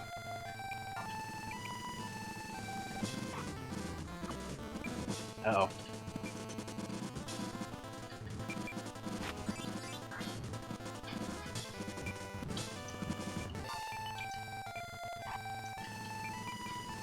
Well, running low on items.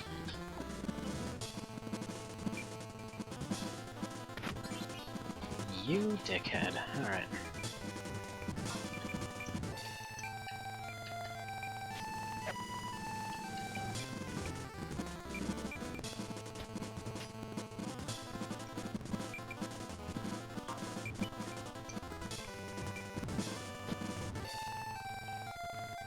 See, but two more hits, and something's better, and oh crap, there's no more healing.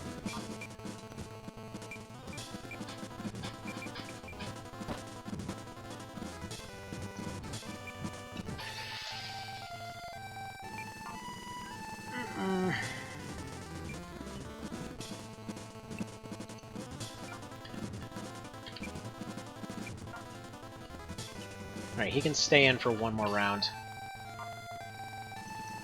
Momoa can switch in over here. I need to get the others over.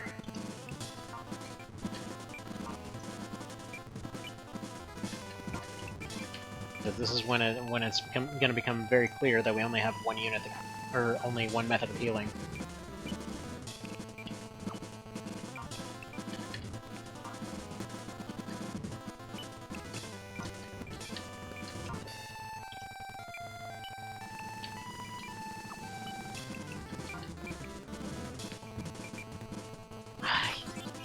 Please don't.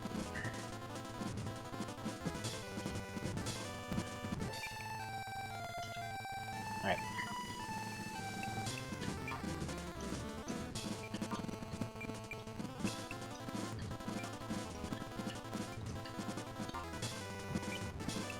Gotta give him a little bit of space. Trying to get him to attack in another way.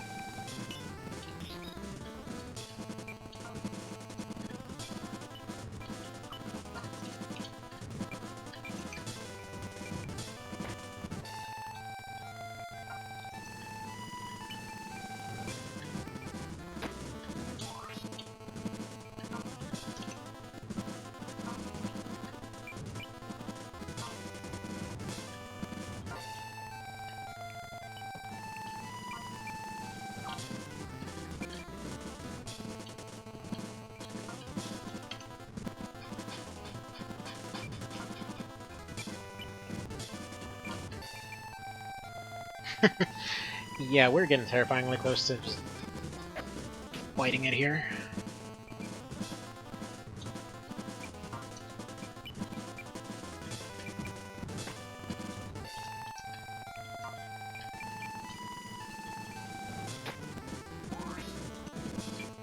Thankfully, they're getting stronger with every punch.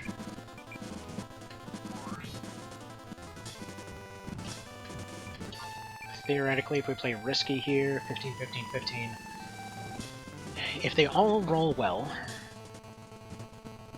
then they can finish them off right here.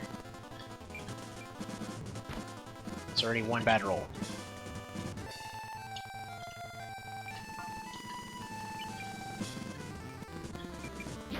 Alright, good roll. I think we trust Hal a bit more than Blue Steel for this one.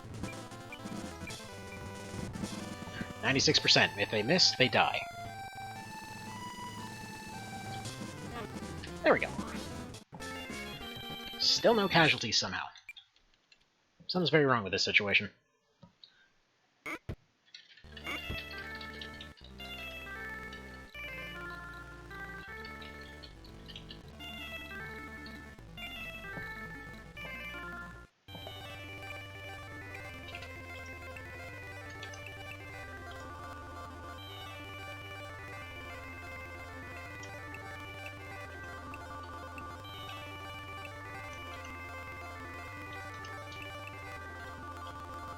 Now, I think I told her to come along.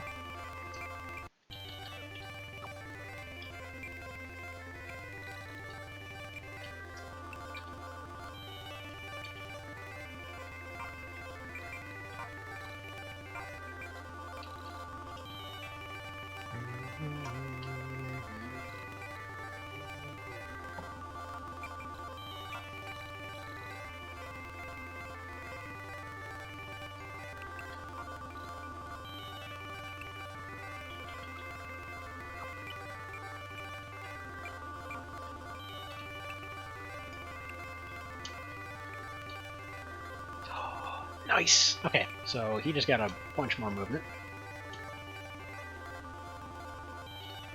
And a bunch more speed.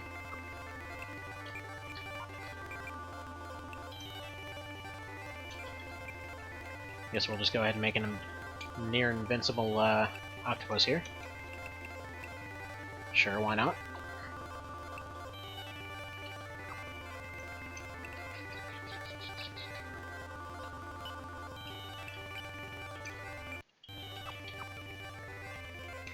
Alright, so anyway, that, I guess we got one more. No, no encounter. Encounter bad, reset. Where's my reset? Open recent. This one.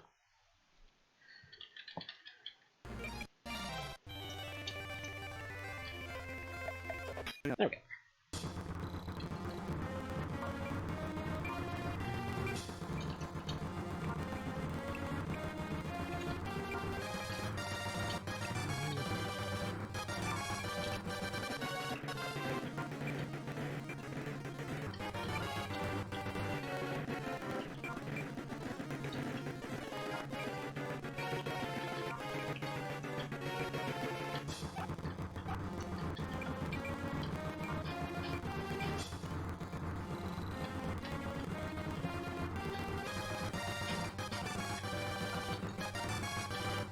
Alright, so we're going to be relying a hell of a lot on him here.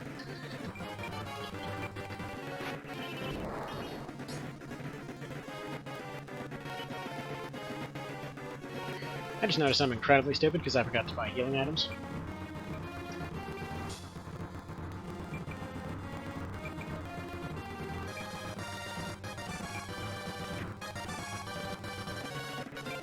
Thanks, right, it's time for grilled fish. Wait, didn't I buy... I thought I bought healing items, hold on.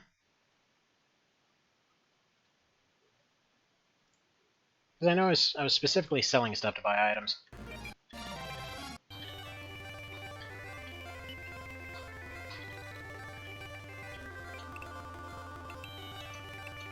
Alright, first off, Agility armlets, yes.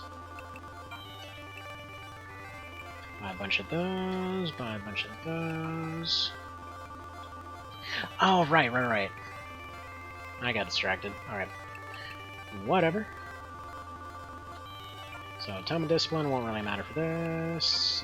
Res Altar, we're not using them.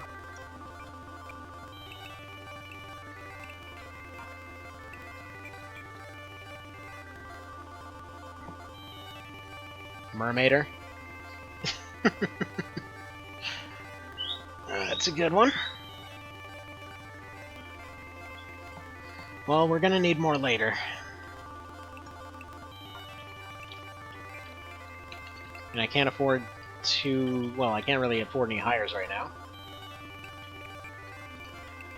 There we go, logistical bullcrap done. See, this kind of situation is exactly why when it's Candy Bell Seal, they must have done that whole situation where they'll actually, you know, they'll have the item stocked for you. Because once you get in a groove with these games, it's always a bit frustrating. It's like, well, I guess it's time to lose now because I forgot my only healing method.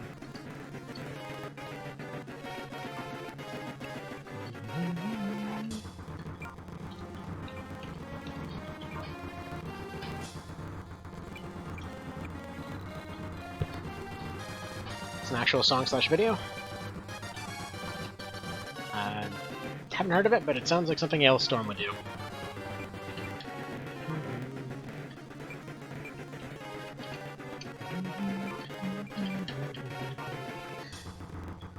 But you know, Sparrow, I don't know how familiar you are with this game, but this is basically the most insultingly bad unit in the game. At least in the late game. Like, in the early game, they're okay. They're pretty much the same as anything else. They're like a worse basic soldier unit, except they're only good in water. Lower unit, lower movement, lower speed. They've got a speed move, or they've got a sleep move that almost never hits. But then on top of everything, they're specialized in a weapon that's kind of hard to get a hold of. That there's only 2 standard variants of. You only get the earliest variants about a quarter of the way through the game. And if that's not enough, well, basically the entire second half of the game has the entire game either frozen over or covered in lava, so... Far movement items in quest mode? Technically a possibility, though not yet. Because at the moment I can't actually even beat quest mode.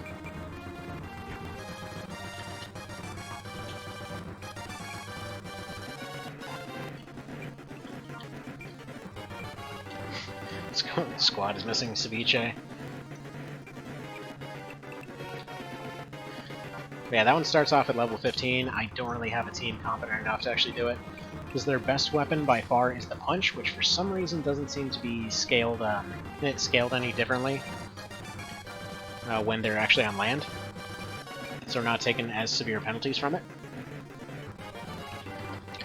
Like, you'll notice that the spear units are doing dramatically less damage.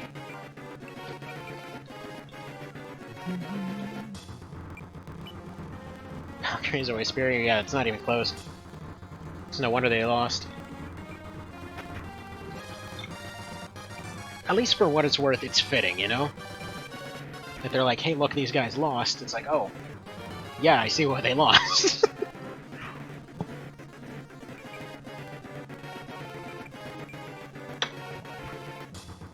Looking forward to the March of the Black Queen one, though. Like, them suckers were friggin' oppressive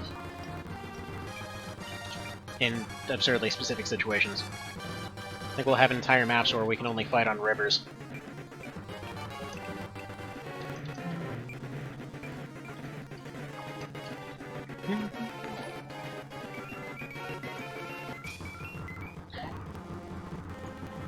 Oh, shoot. Hang on. That's supposed to be on top. Get up there, alert box.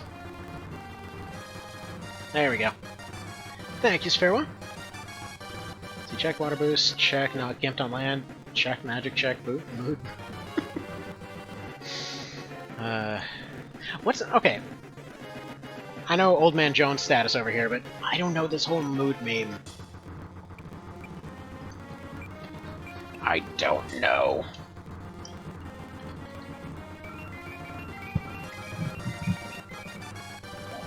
There we go.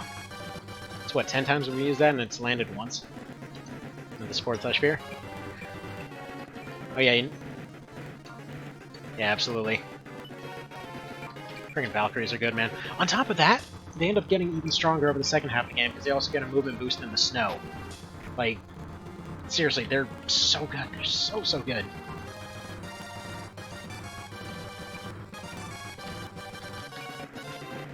What in... Ah, jeez. For a second there I was expecting Don Quixote.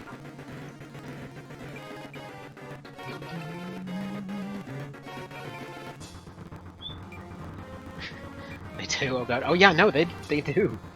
Hear me out, lava mermaids, boom, done. Sci-fi movie of the week, people call me. I want it. I want it. You want that show? I want it.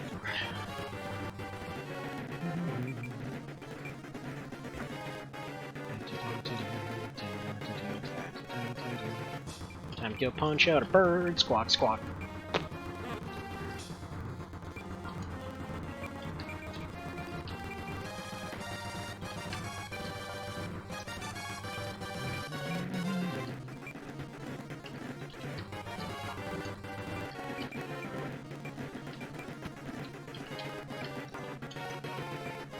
It's sad when the, you know, when we're also doing a level 1 run, and we're doing comparable damage to the gremlins.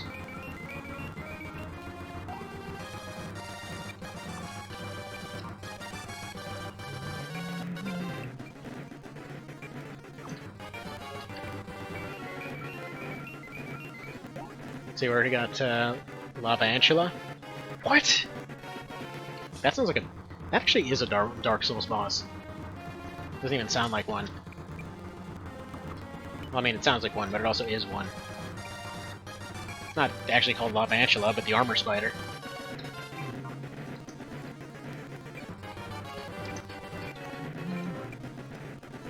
And I guess for what it's worth, this sleep move at least has range on it. Ah, crap. Well, screwed that up. Arachnite.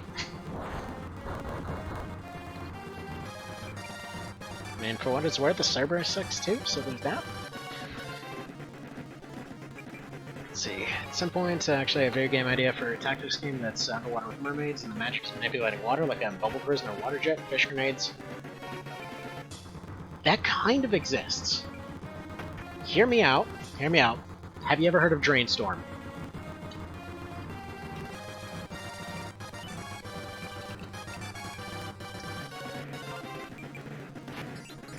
Okay, so it's this weird, like, God, I don't even know what engine it ran on. The thing basically looks like it's running on Minesweeper or some crap, but it's this roguelike that technically couldn't mechanically implement roguelike elements, so you still have a save and load system. Where you basically play a tank that is trying to clear the crap out of your drain, which just so happens to be surprisingly well armed. Yeah, I thought... So, here's the thing. I thought that it was pretty much impossible to get to run on anything. I just kind of due to the time when it came out, it would only run on 32X. Or rather, 32 times Windows. Well, 32X Windows, same friggin' difference. Anyway, whatever. But it would only run on that, so, you know, basically you could never get it to run or anything, because who the hell has 32 when you might as well just have 64? So... some kind soul a couple of years ago actually sent me this this link that allowed you to play it in the browser. Unfortunately, I don't have it in front of me right now, but I think I have it on the other computer here.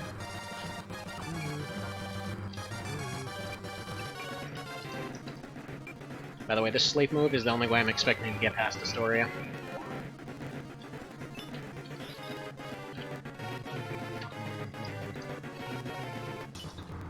It's not exactly low enough cost to be spammable, but at least you're not getting any penalties for using it.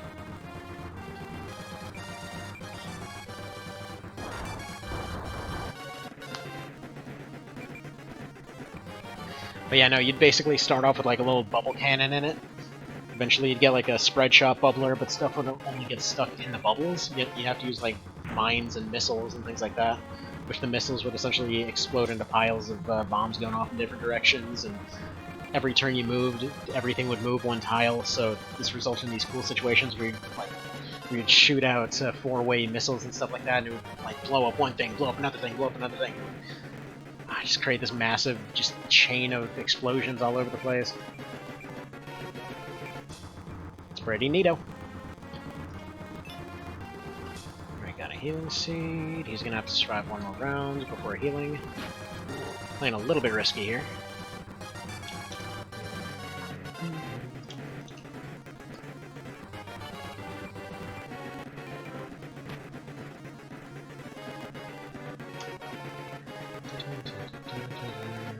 Alright, does this one have Drain Storm?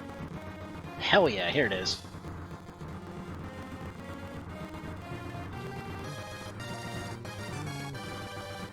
Hang on, posting the link to it. Because it's literally the only way I know of to play it right now.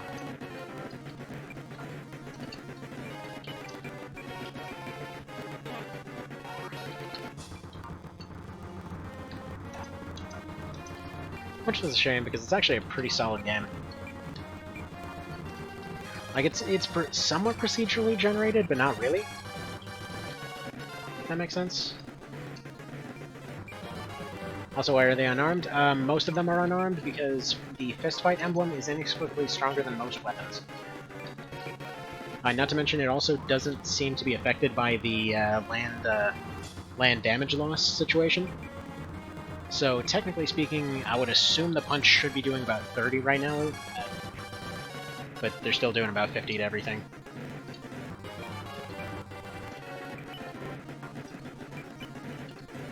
Like, everything about the fistfight emblem is kind of weird because it kind of just locks your damage to 50 forever.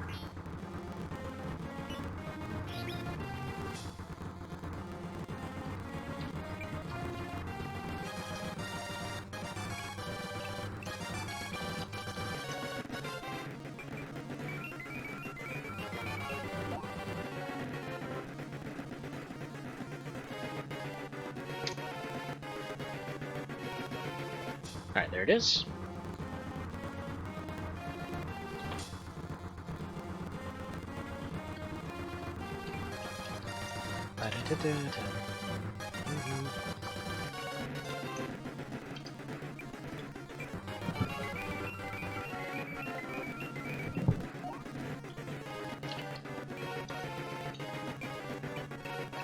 Now, I should probably clarify, it doesn't actually lock your damage to 50, it just usually winds up around 50.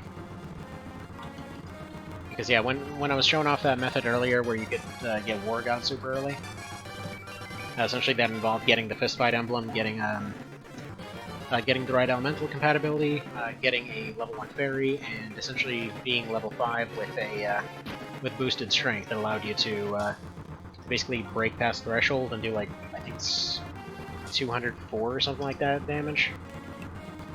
By the time you get into Formidos, you just run up, you punch a fairy in the back of the head, and suddenly, bam, your strength is increased.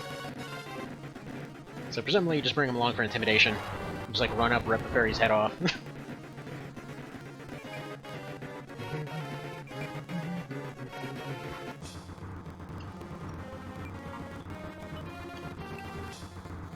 CompuServe? What? I haven't heard in a long time. Yeah, it's from quite a while ago. It is by no means a new game. Yeah, sorry, it took me a second. Like I said, I'm still friggin' 99% asleep over here.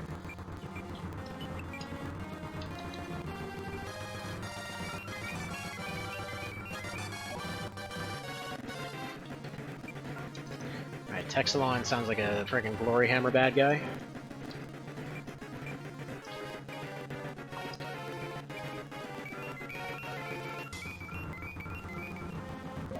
Yes!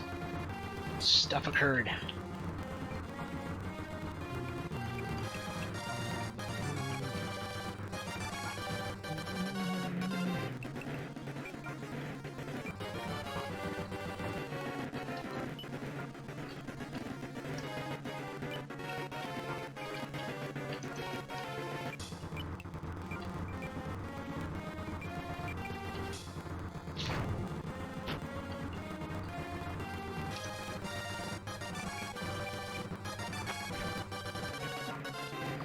just make sure she's still a mermaid. Yes.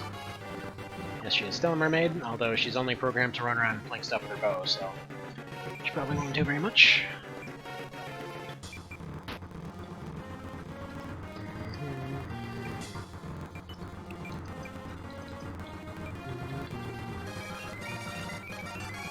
See, sorry, got lost on Wikipedia. Do you know the fantasy novels have been making fun of different spellings of griffins since the 1950s? David and the Phoenix says griffins in the same book as a different species of griffins who don't get along. Of course. Of course. To be fair, it's a fantastic way to explain why exactly that would be the case. Although then again, we can also just turn around and blame Shakespeare. Now, by the way, the funny thing about the sleep debuff, like, unlike a breath attack or something like that, even though it's also roughly the same range, you don't actually get the added benefit of doing damage. So it has a chance to just completely turn off at the end of your round. So it's beyond unreliable. Just kind of do it and hope it works.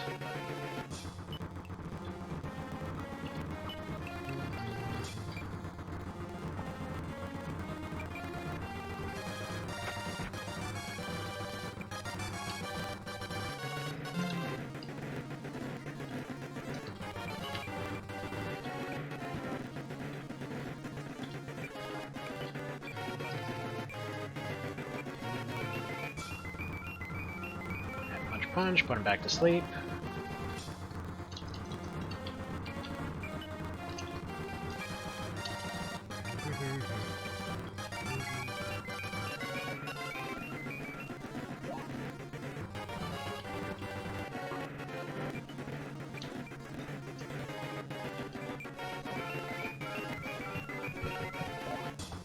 Also, I could be wrong on this, but I think its accuracy is actually capped out at 47%.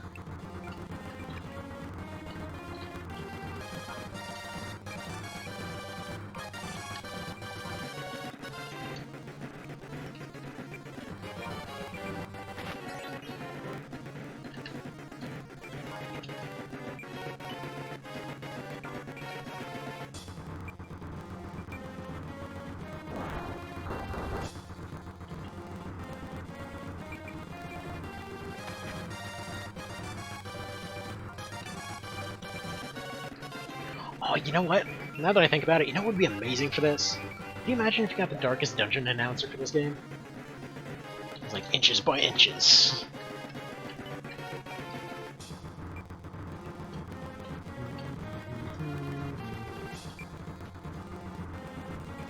Tolkien just used giant eagles. I know, right? Perfect opportunity for griffins, didn't use it.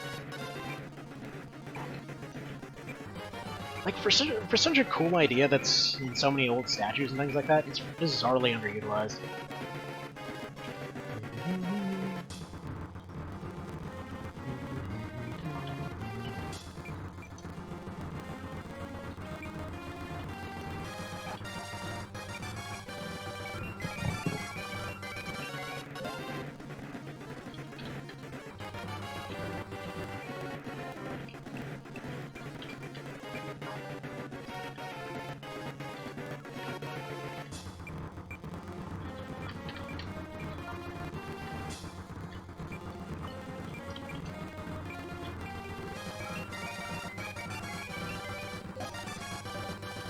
When he gets done to foolhardy, you step with haste. Get the words to go.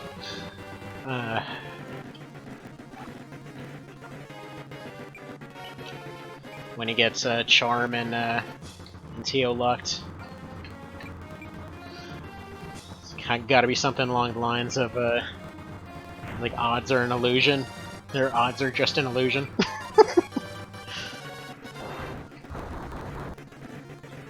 I think it might be a rip, that one. Oh, nope.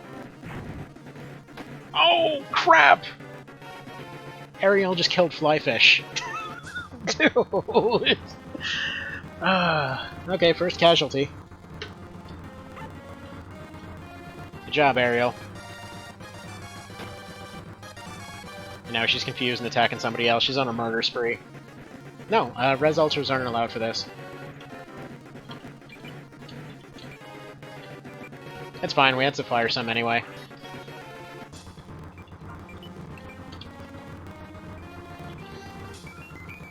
Stun in PSP luck is worse than the KY one. I mean, it's annoying for sure. And put it to sleep.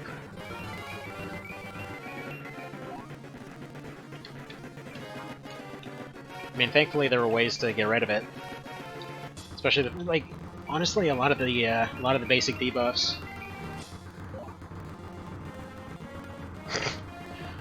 Ah, bad fish puns. That's truly what we're here for, to be fair. Where are all the bad fish puns? I might say the net is closing in on everybody here.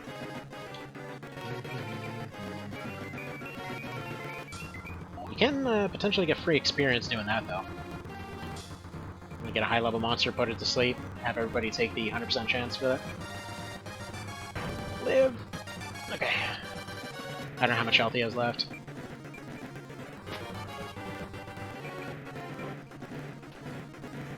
$89, so...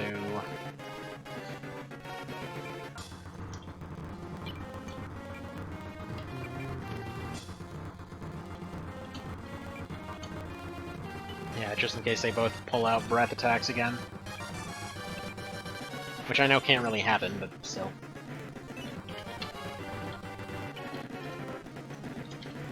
Screw it, Ariel can take a nap for now. Until she chills the hell out.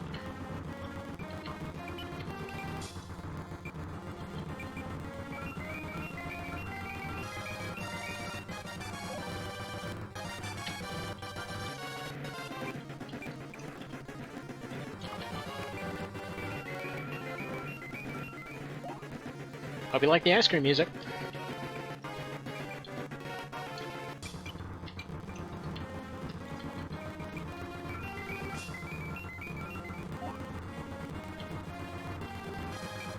Like I said, very useless debuff. Because honestly, half the time it just turns off. Like, how is a debuff lazy?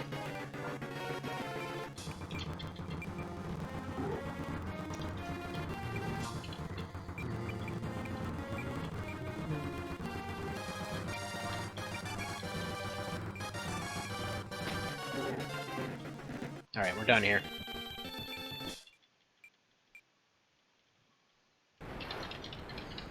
And there we go. That'll be today. Let's see, it's fishy how long you've gone without a death. We've been waiting on bated breath for the first mermaid to take the plunge after to the afterlife to get to see one finally making a splash. There we go, that's more like it.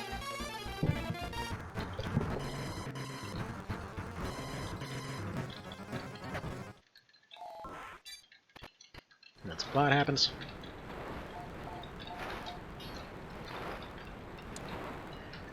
Alright. Anyway, I gotta cut it off here. See ya.